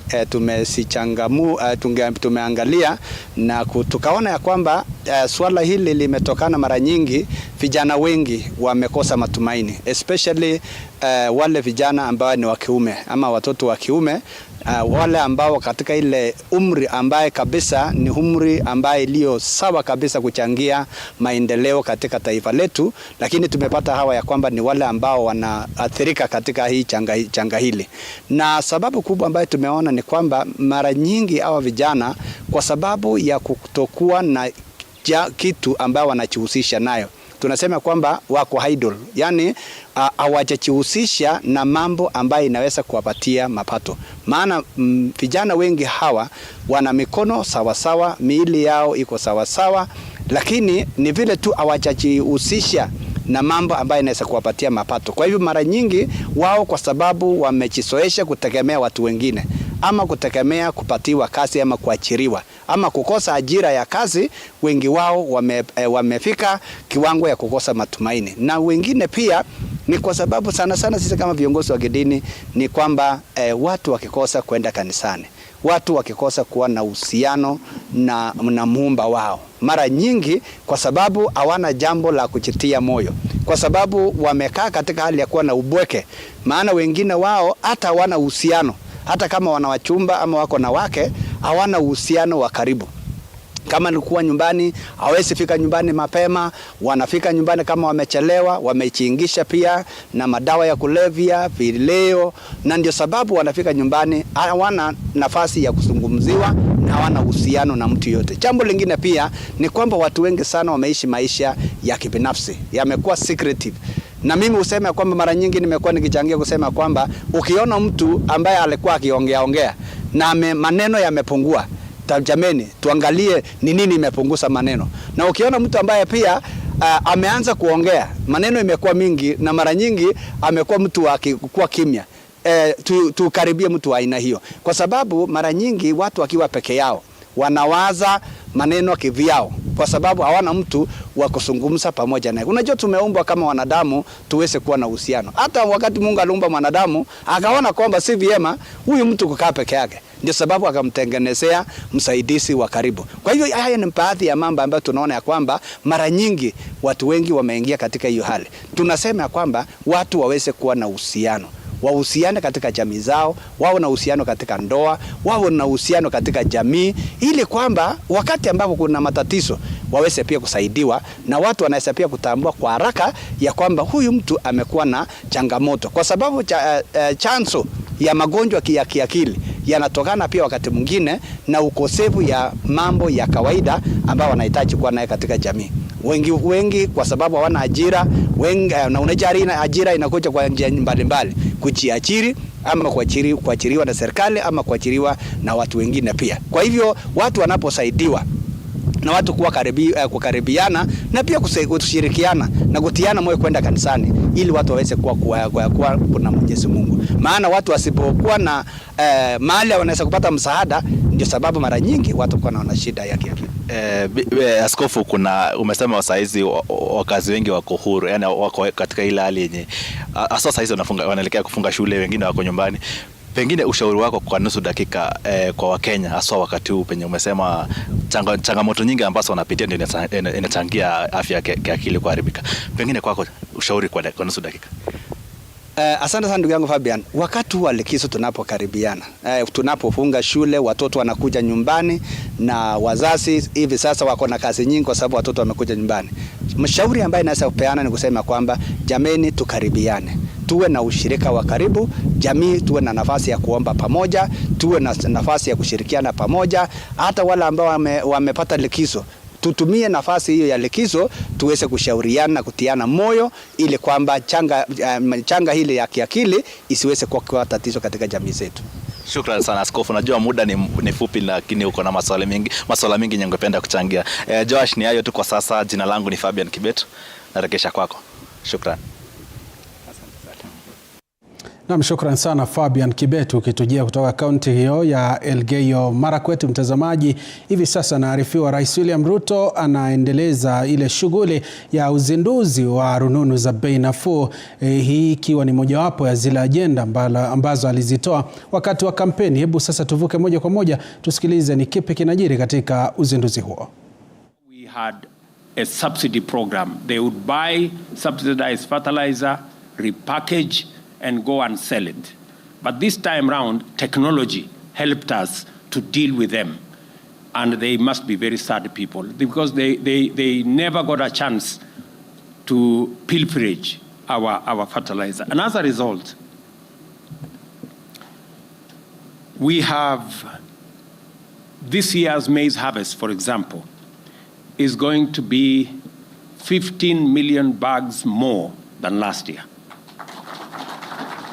Similarly, millions of hustlers have been able to register with the Hustler Financial Inclusion Fund and received affordable credit that is not necessarily secured by anything other than their ability and their credit rating in terms of how they pay.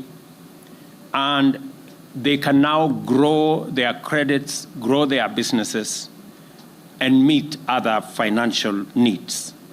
At the same time, we are now able to provide Kenyan learners all the way from early childhood development and education stage to the tertiary levels of university, various colleges and institutes, as well as technical and vocational education and training with financial support and capitation in order to improve the quality of facilities, provide more teachers, improve the curriculum, and make education affordable in our institutions of learning. I was having a conversation with CS Machogu on the applications that now are online for all our children who are, all our students who are going to our TVETs and our universities. We had to work with the technology providers to make sure that it expanded the capacity for the hundreds of thousands of learners who are applying. And I am very confident and I'm very happy that technology has made many things easy, affordable, efficient, transparent, and accountable. Our universal health coverage, as was said ably by CS here, is off to a very brilliant start with the recent launch of the Community Health Promoter System, which will provide preventive and promotive health services at the grassroots countrywide and facilitate diagnostic and early detection of conditions requiring curative attention to Kenyans from the comfort of their homes and in all instances free of charge. All these interventions have made unprecedented progress in expanding inclusion, enabling previously marginalized groups and households who are typically the most vulnerable and in need of these opportunities, both in terms of participation and contribution, as well as receiving support and benefits. More households are now involved in gainful economic activity in various sectors. And as the bottom-up economic transformation agenda gets underway properly, this positive change will begin to demonstrate manifest progress. If what CS Nakumicha is anything to go by, we are shedding off a lot of baggage and a lot of unnecessary paperwork and a lot of cumbersome processes and making it simpler because of the benefit of technology and because of digitization. The provision of various services and opportunities to Kenyans has relied on finding the most efficient means of expanding access and enhancing inclusion, devising the best modalities of guaranteeing security and reliability, and formulating the most effective instruments of evaluating the nature and extent of need and fixing it using technology, digitization, and building of networks. Our farmers interact with extension services without leaving their homes or farms because extension officers facilitate them to register and submit relevant data to update their input, what type of mechanization they want, what kind of diseases they encounter, and what kind of pest control measures that would make them much more productive, as well as all other needs. Similarly, the National Education Management Information System constantly updates relevant information about every learner and their socioeconomic background to ensure that the means testing instruments remain accurate and reliable in determining the learner's level of financial and other needs. The Hustler Fund has been able to serve millions of Kenyans from all walks of life, especially and consistently and conveniently and repeatedly, lending billions of shillings in unsecured loans and recovering it without need for drastic, expensive, or time-consuming procedures. We are going to celebrate a 1-year anniversary of the Hustler Fund shortly, maybe next month. And we have wonderful stories. In fact, I had an occasion last week. You can see my hair is newly shaved. So my barber came to do some work on what is left of my hair. And in the process, he asked me, Mr. President, you know, my savings on the Hustler Fund is now 5,600. Why is it the case that my limit is still at 5,000? Why don't you consider the fact that I have saved 5,000? Why don't you increase my limit? And it was a fundamental question. I have since put that question to the CS. I have put that question to Safaricom.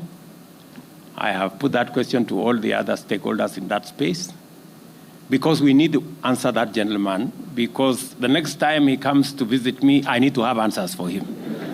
I was very honest with him. I didn't have an answer at that point. So, I mean, there are many Kenyans out there who truly know what it means to have access to affordable credit and how much difference it makes for their businesses. We have also transformed the provision of public services by making it possible for Kenyans to access them online through their mobile devices. Community health, agricultural extension support, Hustler Fund, and the National Education Management Information System are not only the only services whose provision has been transformed by digitization and automation. The government has increased the number of public services accessible through digital services to over 13,000, freeing up the people to concentrate on their lives and livelihoods and go about their business without the necessity of queuing, the necessity of traveling to try and access government services. And I must congratulate the Ministry of ICT working with the Ministry of Interior for what they are doing around that space. I did agree with them. I gave them some timelines on where we needed to move. I think many people did not believe that it was possible to move government services substantially to be available on the digital space.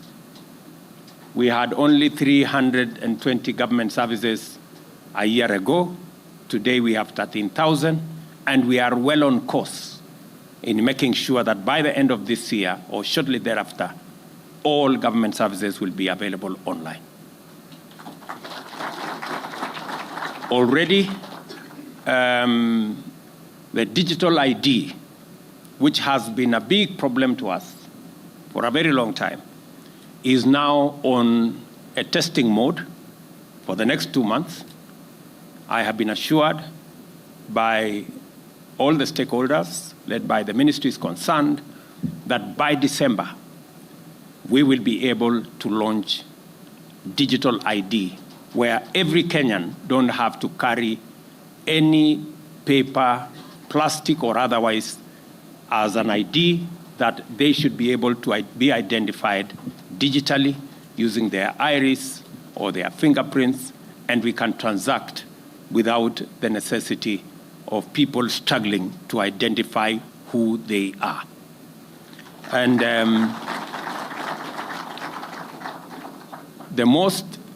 the proudest part of it is that we don't have to spend the billions that we have spent on all the other manenos, as all of you know.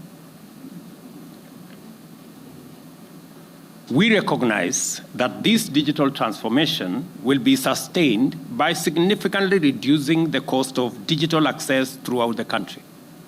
This is why our digital superhighway strategy is critical for national socioeconomic transformation. And in the first instance, we want Kenyans to access services efficiently through fast, secure, and affordable digital connectivity from the comfort of their homes and hustles. Secondly, we want more Kenyans to access opportunities to develop careers in the digital technology space by having the chance to innovate, research, develop, and collaborate even when they are based back home in the village or any mtaa for that matter. Thirdly, it is time to usher in Kenyans in their millions fully into the promise and possibilities of the local, regional, and global digital economy. The establishment of last-mile fiber optic and local connectivity infrastructure, as well as the development of grassroots digital hubs, go a long way towards enriching the Kenyan experience of a transformed government services and digital economy. We're aware that the cost of smart devices remain prohibitive for many, and that as a result constitute a significant barrier to universal inclusion and access to various services and opportunities that are intended to be freely available otherwise. To overcome this critical challenge to the bottom-up economic transformation agenda, we identified the production of affordable smart digital devices as one urgent priority, as I said earlier, that will guarantee the possibility of universal digital access for the people of Kenya to enjoy more and better services and opportunities in both public and the private spaces. The provision of affordable digital smart devices is no longer just about mobile telephony and fintech penetration. It is also about universal access to private and public sector goods and services as the driver of national transformation. It is not possible for transformation to be at the rate, at the scale, and at the speed that we want unless we have the devices to assist us unlock that potential. We have pledged to support this development by providing infrastructure that will spur digital signatures and the implementation of digital national identity. This message here is that this time round, we are going digital in full on a large scale across every sector because Kenya's transformation is going to be a digital transformation. It is just simply put that way. This event, therefore, has far greater significance in terms of enhancing digital experience for millions of Kenyans. The launch of a locally assembled smart device is a brilliant milestone in and of itself, but its broader implications for both public and private sector efficiency, integrity, and security that will bring out its significance in full is what we are waiting to experience. I congratulate the investors, and as I said, two fundamental things, maybe more, are going to be achieved by this device. When I see 300 Kenyans employed in this facility that will produce 3 million devices, and those 3 million devices will be 30% cheaper than if we had imported them complete as units. So we have the benefit of jobs for our young people, and we have the benefit of a much more affordable product. I was also able to persuade these two gentlemen and the other investors to preload eCitizen, the platform upon which we are delivering government services, on the phones, so that every Kenyan who buys this phone will have government services ready on the phone, and they don't have to go looking for it. Please, gentlemen, muliniambia pale, please. Si tunakubaliana vile tumekubaliana. So mambo mawili tumekubaliana na hawa wangwana. Sio yale matatu, ni mawili.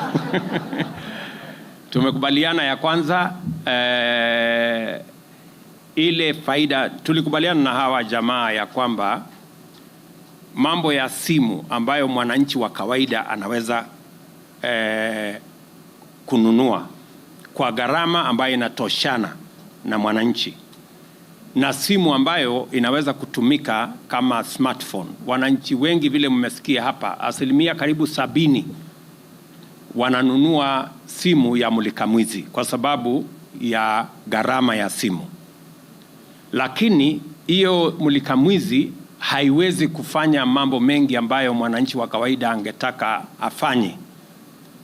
Haiwezi kuwa na data, haiwezi kuwa na nini, ni inasumbua. Sasa inakuwa tu ni simu ya kupiga simu kwa voice ama makelele. So sasa tunataka kuhamisha, tupeleke katika hatua ya pili.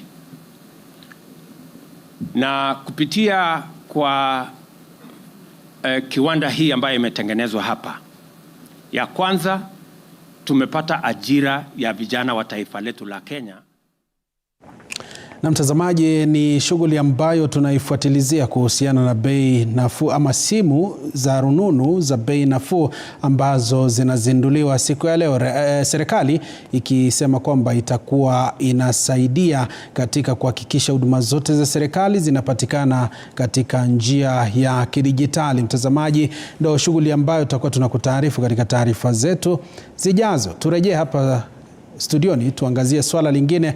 Nimekuwa na wataalamu na vile mwanajamii hapa kuweza kuzungumzia swala la afya akili, nikiwa naye Linus Oyugi ambaye ni tabibu wa kisaikolojia kutoka hospitali ya Chiromo, na vile Elizabeth Mwega ambaye ni mhamasishaji wa afya akili kutoka kwa jamii, kutoka kwa kundi la Stoma Community. Na kwako Linus, naelewa fika kwamba tunapozungumzia visa vya afya ama tatizo la afya akili, tunazungumzia kila mtu anaathirika. Lakini siku zote tumejua kwamba wanawake ama jinsia ya kike wanazungumzia sana mambo ambayo yanawaathiri. Wanaume wamenyamaza sana katika masuala haya. Kwa mfano, mkiwa katika ile hospitali ya Chiromo, visa ambavyo vinajitokeza ni kwa wanaume sana au wanawake sana? Swali nzuri sana. Ndio. Kwanza ningependa kuanza na kueleza kuhusu takwimu ambazo tumepewa Kenya na the World Health Organization. Takwimu zinaonyesha kwamba kati ya kila Wakenya 10 ambao unakutana nao barabarani, at least one of them, mmoja wao kuna shida ya kiakili. Naona tuko karibu 7 katika studio hapa, tunahitaji watatu ili so labda mmoja wetu ako nayo tayari. Ndio. Alafu out of every 4 people, watu 4 ambao wanaenda hospitalini, ndio, si kwa mambo ya kiakili, hospitali tu kawaida, on a regular basis, wanaenda as an outpatient. Mmoja wao kuna ugonjwa wa kiakili. So mental health in the country iko na ina affect kila mtu. Lakini umesema kweli ya kwamba wanawake wanazungumza, wanaume hatuzungumzi. Tusemi. Na hii ni shida ambayo inaanza kutoka mtoto akiwa mchanga. Tunajua vile tunalea watoto wa kiume. Tunaeleza kwamba wewe ni mwanaume, wewe ni ndume, kaa ngumu, kufa kiwewe, kufa kijeshi. Ndio. Lakini mwanadada tunamwambia wewe ni mrembo, soft. Ukiwa na shida kuja uniambie, usikufe peke yako, ama usiteseke peke yako. I think hapo ndio shida inaanzia. Ndio. Hata ukiangalia takwimu zile za kujitia kitanzi ama suicide statistics, ndio, utapata ya kwamba first of all men and women dunia nzima sisi ni kama tuko 50-50% in terms of population. Men constitute about 50% of the entire population. Lakini utapata 78% of all suicide cases ni wanaume. Tunapata there's more women thinking of suicide. Tunapata wanawake wengi wanafikiria kuhusu suicide, wana zile suicidal thought. Lakini tuko na twice as many men dying by suicide compared to women. Ndio. I think that's why, kwa sababu wanaume hatufunguki, na tunajua kwamba hatua ya kwanza ya kupata usaidizi wowote kufunguka. Lakini tunasema unexpressed emotions never die. They are buried alive but they come forth later in uglier ways. Ndio. So ukiwa na uchungu ndani yako, wewe ni mwanaume ama mwanamke, funguka. Hiyo ndio hatua ya kwanza ya kupata usaidizi. Na kufunguka si sign of weakness. Kufunguka, as a matter of fact, is a sign of strength. There's nothing that you can do that is as brave as opening up about what you're going through. Na hiyo ndio tunajaribu kuhimiza Wakenya kuhusu kampeni yetu ambayo tunaita Tufunguke. Ndio. Umezungumzia swala la kufunguka, na naelewa fika kuna kiwango cha umri labda mahali ambapo tunaanza kuona visa vya kuathirika kiakili. Ni vigumu kusema kwa sababu tuna ugonjwa ambazo zinaanza kabla hata hujazaliwa. Ndio. Kuna zile ambazo unazaliwa nazo. Kama alitueleza kuhusu autism, kuna zile conditions that tunaita cerebral palsy, attention deficit hyperactivity disorder. Unaona wale ambao hawatulii, bipolar, wale wenye wa concentrate darasani. Bipolar pia ni ugonjwa wa kiakili, lakini hiyo na ugonjwa zingine typically huwa zinaanza later on in life. Mtu labda kama ko 19, early adulthood, ama late teenage. Ndio. Lakini tuko na zile ugonjwa ambazo zinaanza ukizaliwa, unazaliwa nayo. Lakini in general, most mental illnesses start as early as the age of 14. Ndio. So by the time mtoto amefika 14, kama you're going to develop a mental illness, utaanza kuonyesha at least some early signs at the age of 14. Lakini the saddest thing ni kwamba although most mental illnesses start very, very early, they are left undetected and untreated. And the consequences of not addressing easy challenges of mental illness early can be quite far-reaching, can be quite catastrophic. So it's very, very, very important tujue easy signs and symptoms, tujue kuzigundua mapema, kwa sababu good treatment outcomes are associated with detecting the condition early and starting to do something about it as early as you possibly can. Yeah. Asante Linus. Elizabeth, naelewa fika kuna mambo mengi, ndio kuna matatizo mengi haswa katika masuala ya kiafya. Mtoto anazaliwa na matatizo ya kiafya, linakuwa donda sugu katika jamii kupokea vizuri. Labda wewe kama ambaye ni mshikadau, mhamasishaji katika jamii, mnafanya vipi kuhakikisha jamii inakumbatia hawa wazazi ambao wako na watoto wako na matatizo ya kimaumbile? Kama pale awali nilisema ya kwamba wakati unapatwa na tatizo lolote lile, kitu ya kwanza ni kukubali. Usipigane na lile jambo, ulikatae. Wakati unakuwa kwa denial, ile jambo inaendelea kukukula ndani. Lakini wakati hii jambo imekuja na imewakuta katika jamii, kitu ya kwanza ni kukubali na kuuliza, sasa imefika, tutafanya nini? Na ili jambo ukiliona kama ni mzigo, litakuwa ni mzigo. Ndio. Lakini ili jambo ukiliona hakuna kitu jipya chini ya jua. Kila kitu imekuweko. Ni marudio. Ndio. Lakini ni vile sasa ikikuja kwako, you are facing the reality. Lakini ukikubali tu, mali pale unaanza kupokea uponyaji. Alafu unaanza kujiuliza, sasa unaanza kutafuta counselors. Unaanza kutafuta wale watu ambao wamefanya research. Hata ule daktari, kama nashukuru Mungu kwa sababu kwa group, kitu ya kwanza niliambia wale wa mama, na hata mimi vile ilinipata, nilienda kuongea na daktari kinagaubaga. Nikamuuliza daktari, kwa hakika juu wakati unakuwa na mtoto kama huyu wa stoma ni ulemavu ambao ama ni condition ambao hauwezi kuiona, kwa sababu mtoto wa stoma anacheza tu kama vingine. Mtoto autism akikuja hapo uta notice huyu ni mtoto autism. Mtoto wa cerebral palsy akisimama hapo utajua ni wa cerebral palsy. Lakini mtoto wa autism hauwezi kumjua. Kwa hivyo ule mtoto anakuwa wewe kama mama. Kwa sababu wewe tu ndio unajua shida yake, kwa sababu unaona amefunikwa na nguo, nani atajua ule mtoto anaendea choo pale? Kwa hivyo wewe ndio unajua. Na kwa hivyo hata kukutana na mama wa stoma hauwezi kumjua. Kwa sababu ule mama pia ameficha mtoto wake, wewe uko pale peke yako, na utalezi uende utafute daktari, muulize daktari, je, kuna watu kama mimi? Kwa sababu walisema the birds of the same feathers flocks together. Unatafuta watu ambao wanakaa kama wewe. Unauliza, hii jambo imenipata, nitafanyaje? Vile ndugu yetu amesema ya kwamba unajifungua, unafungua moyo wako. Usikubali kukufa kindume. Useme sasa hili jambo mimi nitakabiliana nalo. Hapana, enda ulize. Kila siku tunasoma. Kila siku tunapata chance ya kusoma. Yani masomo haishi. Kila siku unapata jambo mpya, na hilo jambo enda uliza mtu. Nimepata mtoto amekaa namna hii, nitasaidika namna gani? Shikilia hapo.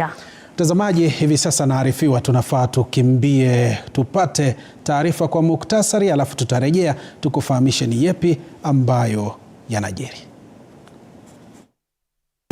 Yajayo katika TV47 Matukio. Mitihani ya kitaifa ya shule za msingi KCPE na KPSEA yaanza kote nchini, huku watainiwa kutoka shule zilizoko maeneo yaliyoathirika na changamoto za usalama wakijitokeza. Rais William Ruto azindua simu za rununu za bei nafuu zilizoundwa humu nchini, akitimiza ahadi yake ya kampeni. Na maandalizi ya kumkaribisha mfalme na malkia wa Uingereza nchini yakamilika. Ziara ya mfalme ikianza hapo kesho kwa kipindi cha siku 4.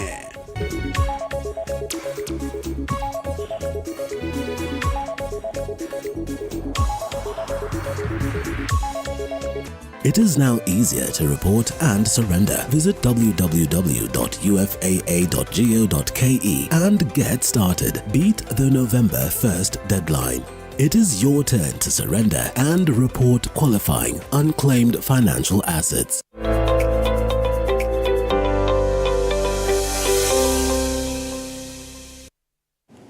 Na mtazamaji, hizo ni baadhi tu ya taarifa ambazo tunazidi kuziandaa. Tutakupakulia ikitimu mwendo wa saa 7 siku ya leo. Katika mada yetu ya siku ya leo tunaangazia tatizo la afya akili. Niko na wataalam katika studio. Niko naye tabibu ambaye ni wa masuala ya kisaikolojia kutoka hospitali ya Chiromo, ambaye anafahamika kama Linus Otieno Oyugi, na vile vile niko naye Elizabeth Mwega ambaye ni mhamasishaji wa jamii. Kuna hili swala kabla tuende kupata taarifa kwa vidokezo.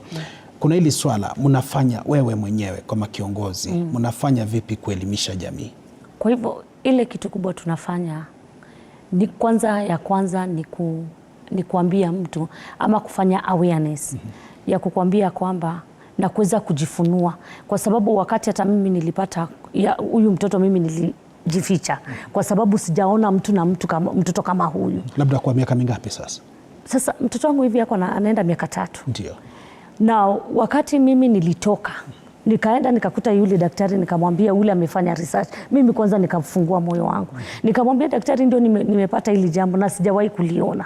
Autism nimeiona, cerebral palsy nimeiona, hii nyingine yote nimeiona. Ulemavu wa kawaida nimeuona, lakini hii sijaiona. Je, kuna wamama ambao wako na shida kama hii?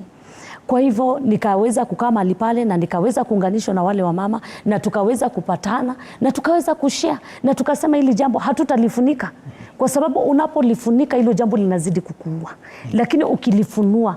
Kwa hivyo kama kiongozi nikaanza kufanya awareness na kuanza kutokea kwenda kwa jamii kila milango, nikianza kuangalia wale watoto, nikianza kuendelea kuwatafuta, na nashukuru Mungu kwa sababu nilipata watoto wa urostomy na watoto wa colostomy.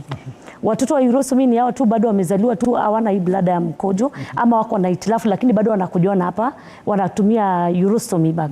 Ni kama tu watoto hawa wa stoma. Na tukaweza kutokea, nikawaambia sasa hili jambo tutaliweka wazi. Kwa sababu hili jambo ukiliweka wazi alikumalizi tena. Ndio. Unakuta mwingine anakuambia uko na hii shida, hata mimi mtoto wangu alikuwa na hii na aliweza kupona. Kwa hivyo tumeweza kufanya awareness na nashukuru Mungu kwanza. Josh, ni shukuru Mungu kwa sababu ya our honorable Nakumicha. Aliweza kuzindua juzi na akaweza ku accept ama kuweza kuwakubali kuwapokea katika jamii hawa CHVs. Hawa CHVs wetu wamekuwa kitusaidia sana na nimeweza kushikana na CHVs. Kwenda kwa wale CHV wanaenda kwa mlango na wale CHVs ndio wanaweza kupata wale wamama wale wameweza kuficha hao watoto. Kwa sababu sisi wamama wakati unapata mtoto kama ni aibu katika jamii, hata wewe mwenyewe unasikia aibu. Kwa hivyo wakati unaenda kwa jamii, tunaenda na CHVs katika eneo yetu, tunapata wale watoto, tunaweza ku-encourage wale wa mama. Naambia hii si shida. Hii si shida, hii ni baraka. Ndio. Na Mungu alikupatia mtoto akiwa na sababu. Kwa hivyo tunaweza kuendelea kufanya awareness na kuambia wamama wasifiche watoto. Wawatokeze. Watoto watolewe. Na kama ni mtu anakuambia sasa nimekuwa ninataka huyu mtoto asaidike, nitafanya namna gani? Unaweza kumwelimisha na kumwambia kama huyu mtoto anaweza enda therapy, unamuonesha vile huyu mtoto ataenda therapy na huyu mtoto atakuwa mzuri. Kama mtoto wa cerebral palsy akiendelea kwenda therapy, ule mtoto anakuwa vizuri. Kuna dawa za conversion zenye ule mtoto anapatiwa na ule mtoto akikunywa mtoto anaendelea kuwa mzuri. Labda hata condition yake si ngumu, lakini kwa sababu ya kukosa knowledge, unakuta ule mama anasema huyu mtoto tu ataendelea kukaa hivi. Kwa hivyo nimeweza kuelimisha wamama na kuweza kuambia kwamba watoe watoto waende therapy, na mtoto akienda therapy mtoto anaendelea kuwa mzuri. Kama hii shida yetu ya stoma, unakuta sasa shida yetu ni pesa. Mtu anakuambia sasa ninatamani nipeleke mtoto na nifuatilie ile matibabu, sina pesa, NHF imenishinda kulipa. Unamwambia kuna social workers wale ambao wanatusaidia. Na unapoenda mahali pale kama Kenyatta, nashukuru Mungu kwa hospitali yetu ya Kenyatta, tunapeleka watoto wetu na tunaenda pale kwa social worker na unaongea kila siku, ukiongea ukweli utasaidika. Na kuambia daktari, mimi mtoto wangu ninatamani mtoto asaidike na sina vile nifanye. Kwa hivyo unakuta mahali pale watoto wetu. Na labda nikuulize, jamii yako, familia yako walikuchukulia vipi wakati waligundua kwamba mtoto wako ana hilo tatizo? Ya kwanza ni mshtuko. Ndio. Kwa sababu hili jambo halijajulikana kwa society. Community haijui. Kwa hivyo hata mimi nilibidi kwanza mimi mwenyewe nihame, nitoroke. Nilikuwa naishi Umoja, nikatoroka nikaenda Juja. Kwa sababu sikutaka mtu ajue nimezaa namna gani. Kwa hivyo hata kwa jamii yangu walipokuja kuona, waliuliza, sisi kwetu mamangu ametuzaa tukiwa 10. Kwa hivyo mtoto kama huyu kwetu, hata mimi nikilelewa sijaona mtoto kama huyu. Kwa hivyo hata jamii yangu walistuka, waliogopa. Na saizi? Lakini sasa nashukuru Mungu kwa sababu niliweza kufanya awareness, tumepata wamama wengi ambao wameweza watoto kupona, wamekubali. Na hata kwa majirani yangu mimi nilitoa mtoto nje nikaambia wamama, ukipata mtoto kama huyu, hii si laana na hii si jambo la ukoli la kufuata. Hii ni baraka. Asante. Na uipoke na leo imenileta TV47. Na najua itanipeleka mbali. Ukweli.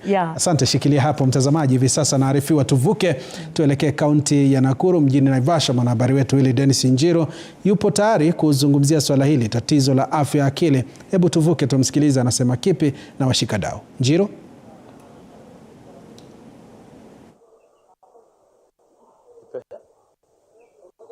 Naam, asante sana Josh Onsare, kwa mara nyingine tena tumepatana hapa, lakini kwenye mada tofauti. Bila shaka swala la mzongo wa kimawazo umekuwa unatatiza wengi, na bila shaka tumeshuhudia visa visivyo vizuri sana, wengine wakijitia kitanzi, na hili limekuwa swala gumu katika jamii ya hii leo. Na tunao baadhi ya wakazi wa Naivasha hapo, watueleze mawili matatu kuhusiana na swala hili zima la hali ya mzongo wa mawazo ama kiakili. Nieleze jina lako. Jina langu naitwa Kenothia John. nafanya na kikundi kinaitwa Naivasha Gender Based Networking Cluster, na pia mimi ni one of the champions wa mambo na misongo ya kimawazo. Niseme ya kwamba ni mambo ambayo imekuwa kwa wingi sana kwa jamii. Watu wengi wameathirika na misongo ya kimawazo, na hatujajua ni kwa nini sana, lakini kuna baadhi ya mambo ambayo tunafikiria inaweza kukua ndio baadhi ya hayo mambo. Kwa juu ya gharama ya maisha, kumekuwa na shida sana ya mambo na economical issues, na pia kuna watu kutumia mihadarati ambayo inasababishwa pengine na mtu venye alikuwa anaona venye alikuwa pengine anapata mapato, saa hii hawezi kupata. So unaona at least maybe mtu anaenda kujaribu kutafuta an escape ama njia ya kupotelea hiyo mambo na venye gharama ya maisha iko. So unajipata huyo mtu ameingia kwa mihadarati, ameingia kwa bangi, ameingia kwa pombe, ambao one or the other inamfanya akuwe na hiyo kukimbia kwa mawazo. Hebu tusikia kwa mwingine hapa. Ndugu, nieleze jina lako na utueleze kuhusiana tu na swala hilo haraka upesi. Asante, majina yangu naitwa Simon Wanyoike Wanango. Mimi ni mkaaji wa hapa Naivasha, na nataka niseme ya kwamba watu kimawazo, hii gharama ya leo cost of living imekuwa juu sana. Gharama, mawazo, ukiangalia wazee sana na vijana wazee, wacha kama sisi tumezoea maisha. Wale vijana sasa pengine amepata bibi, ako na mtoto mmoja hivi, analipa nyumba, ako na mtoto analipia shule, na hakuna pesa. There is no money circulating in the country. Na jioni kwako unatarajiwa uende na unga na hauna pesa. Kesho unatakiwa ulipie mtoto wako shule, unatakiwa ununue mavazi, na kwa bia unapata kijana anajipata pahali pagumu sana. Na hata sisi wazee tunajipata mahali pale, sababu tuseme mtu kama mimi niko na loan kwa bank. Ile biashara nina target hawa vijana wa chini. Vijana hawana pesa. Mimi ninatakiwa nilipe bank pesa yangu. Pesa ikikosa na yule mwenye banka ananidai, what will happen tomorrow? Utapata akili zangu zimeruka. Nimefikiria beyond sababu ya zile shida. Kwa hivyo hii gharama imepeleka wanaume sana, wanaume wacha wanawake. Sisi huku kwa mitaa kila siku tunaitwa mzee amejinyonga, mzee amekunywa dawa, mzee amekunywa pombe hakuamuka, sababu alienda akasema nichanganyie zile zote unajua kari ili hawa mawazo iniondoke. Katika ile hali ya kuchanganyiwa ile pombe, mzee haondoki. Sawa, kifupi tu, kwa sababu sasa ni hakuna pesa, karibia hakuna pesa. Lakini inapatikana wapi ya vileo na kubugia mihadarati? Kwa kifupi tu tunarudi Nairobi. Naitwa Bernard Macharia Mwangi, mimi ni mwanaharakati hapa Naivasha. Jambo la kwanza ambalo limeletea mawazo kuleta shida ni kwamba watu wengi hawana mawaidha. Maybe mtu ameaga dunia na watu wenye wameadhirika na kifo cha huyo mtu hawana mtu akuja kuwatengeneza hayo mafikirio. Hiyo ni jambo la kwanza. COVID-19, kiangazi yenye imekuwa pia ni changamoto kubwa sana, kwa sababu COVID ilileta shida kubwa ya kikazi, na pia kwa sasa uchumi, high cost of living hapa Kenya yetu, watu wako na shida kubwa sana, hakuna chakula, hakuna nini. Nauliza, mihadarati hamna pesa. Pesa ya mihadarati inatoka wapi ya kuweza kuraikua mraibu wa hizi? Kifupi tu tunaenda Nairobi. Okay, mihadarati ni bei rahisi, kitu ya kwanza, na imepatikana, iko na accessibility. Manake watu wenye walitumia jukumu la mawazo, kuharibika mawazo, walitumia njia fupi sana ya kutafuta mihadarati ya bei rahisi. Sasa mtu inabidi unakuta vijana wengine wanaiba kijijini, na wengine hata wameadhiri wazazi wao na mali zenye wako nazo.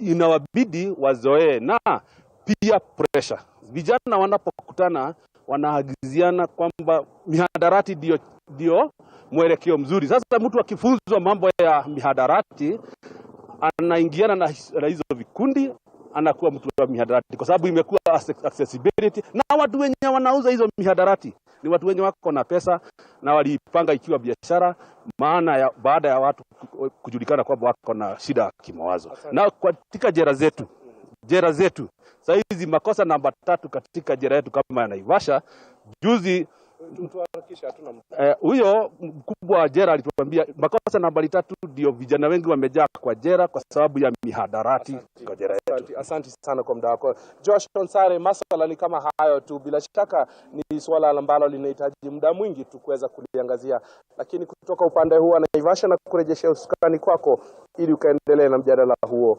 studioni zetu. Kwako Josh Onsare. Shukran sana Willy Dennis Njiru kwa kututaarifu kuhusiana na hisia za wanaharakati hao na vilevile wakazi kutoka mji wa Naivasha kuhusiana na swala hili la tatizo la afya ya akili, ni kipi kinachangia, na wanahisi kwamba hivi sasa swala la gharama ya juu ya maisha ndilo donda sugu kwao na linawaathiri sana katika kufikiria na katika kuendeleza maisha yao ya kila siku. Mtazamaji, tukitamatisha mjadala wetu wa siku ya leo, ni washirikisha wageni wetu ndani ya studio.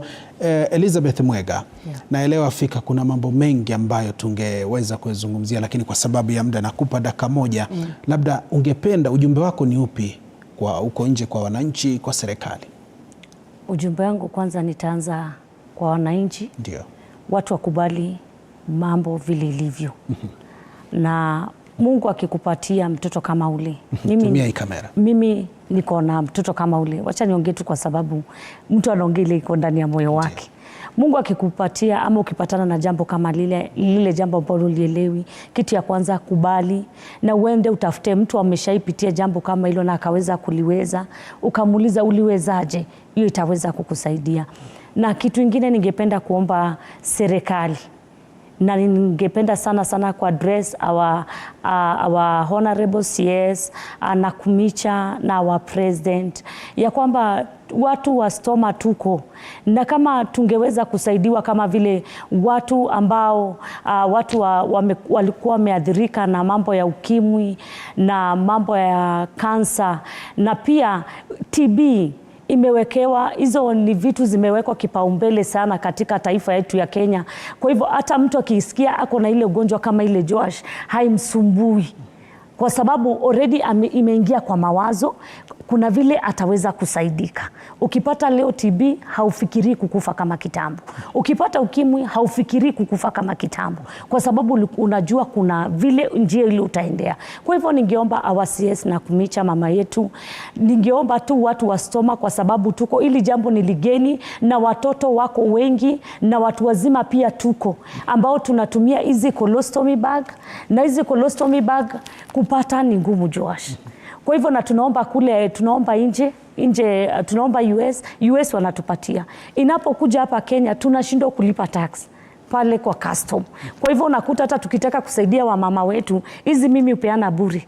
Na ninapenda sana nifanye kazi kusaidia, kwa sababu ninatamani ya watoto wetu wasome, kwa sababu hawa watoto wanaendelea kukua na wanataka kwenda shule.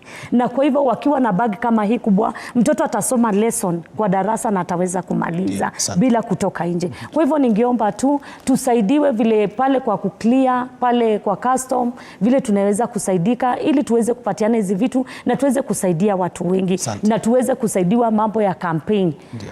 Our CS tusaidie kufanya campaign kabisa, tufanye campaign dunia yote isikie, Kenya mzima isikie. Wazungu wamefanya campaign. Hiki tusigeni, mzungu hata anatembea nje akiwa na colostomy bag. Aogopi, lakini hapa Kenya ni aibu. Kwa hivyo our mom, CS na Kumicha and our president tusaidie na tusupport, tuko tufanye campaign. God bless you so much. Shukran sana. Bwana Linus, ujumbe wako wa mwisho kuhusiana na swala hili, tatizo la afya akili kwa Mkenya ambaye anakutazama kwa sasa? Mimi kwangu ningependa tu kurudia kile ambacho nilisema awali. Kufunguka. Hatua ya kwanza kupata usaidizi ni kufunguka, haswa kwa wanaume. Tufunguke. Mimi ni mwana saikolojia ndio, lakini pia mimi niko na mwana saikolojia wangu huwa namuona kila Jumatatu. Ndio. Kama mimi ni mwana saikolojia na niko na mtu ambaye naenda kuzungumza naye kila wiki. Wewe ni nani kama Mkenya wa kawaida? Si lazima, kwa sababu tunajua medical care si hata Kenya pekee yake, dunia nzima. Watu wengi hawezi wako afford. Ndio. Si maanishi lazima upate mwana saikolojia. kuwa na ule mndani wako, ule mtu ambao unaamini. Na ule mtu ambaye sambazi vitu zako, unamwambia hii alafu anaweka siri. Ule mtu anaweza weka siri. Hauhitaji hata kupatia mawaidha. Kile ambacho ni muhimu ni upate mtu ambaye anaweza kusikiza bila kukujudge, bila any fear of contradiction. So kama kuna message ambayo ningependa Wakenya washike leo kutoka kwangu, ni funguka. Hatua ya kwanza ya kupata usaidizi ni kufunguka. Na Wakenya wengi pia ambao wanajipata kwa mihadarati, wanakunywa pombe kupita kiasi. Kitu ambacho Wakenya wengi hawajui ni hawa watu wanakunywa pombe kupita kiasi kwa sababu hawana njia nyingine. Ndio. Kitu ambacho pia ningependa watu wajue, kuna ile kitu ambayo tunaita self care. Unaweza kuwa na daktari, lakini kuna zile vitu ambazo unaweza fanya leo i prevent you from getting an illness next year. Ndio tunaita self care. Kunywa maji, kula vizuri, kula health and balanced diet, fanya mazoezi, avoid zile vitu ambazo ni negative. We spend too much time on social media because kuna a lot of negative information, a lot of harmful information. Enda kanisani kama wewe ni mtu wa kanisa, enda mosque, soma Quran, soma Biblia, yote yatakusaidia. Shukrani sana Bwana Linus kutoka hospitali ya Chiromo, ambaye ni tabibu na vile vile mwana saikolojia. Asante sana kwa kufika katika studio zetu. Shukrani. Vile vile Elizabeth Mwega, shukrani sana. Wewe ni mhamasishaji wa jamii kuhusiana na masuala ya afya akili. Asante kwa kufika katika studio. Thank you. Na mtazamaji, hawa wamekuwa wageni wetu siku ya leo. Tutazidisha gumzo hili katika mitandao yetu ya kijamii na vile vile kuweza kuwakaribisha tena hapa studioni ili tuzungumzie swala hili kwa kina.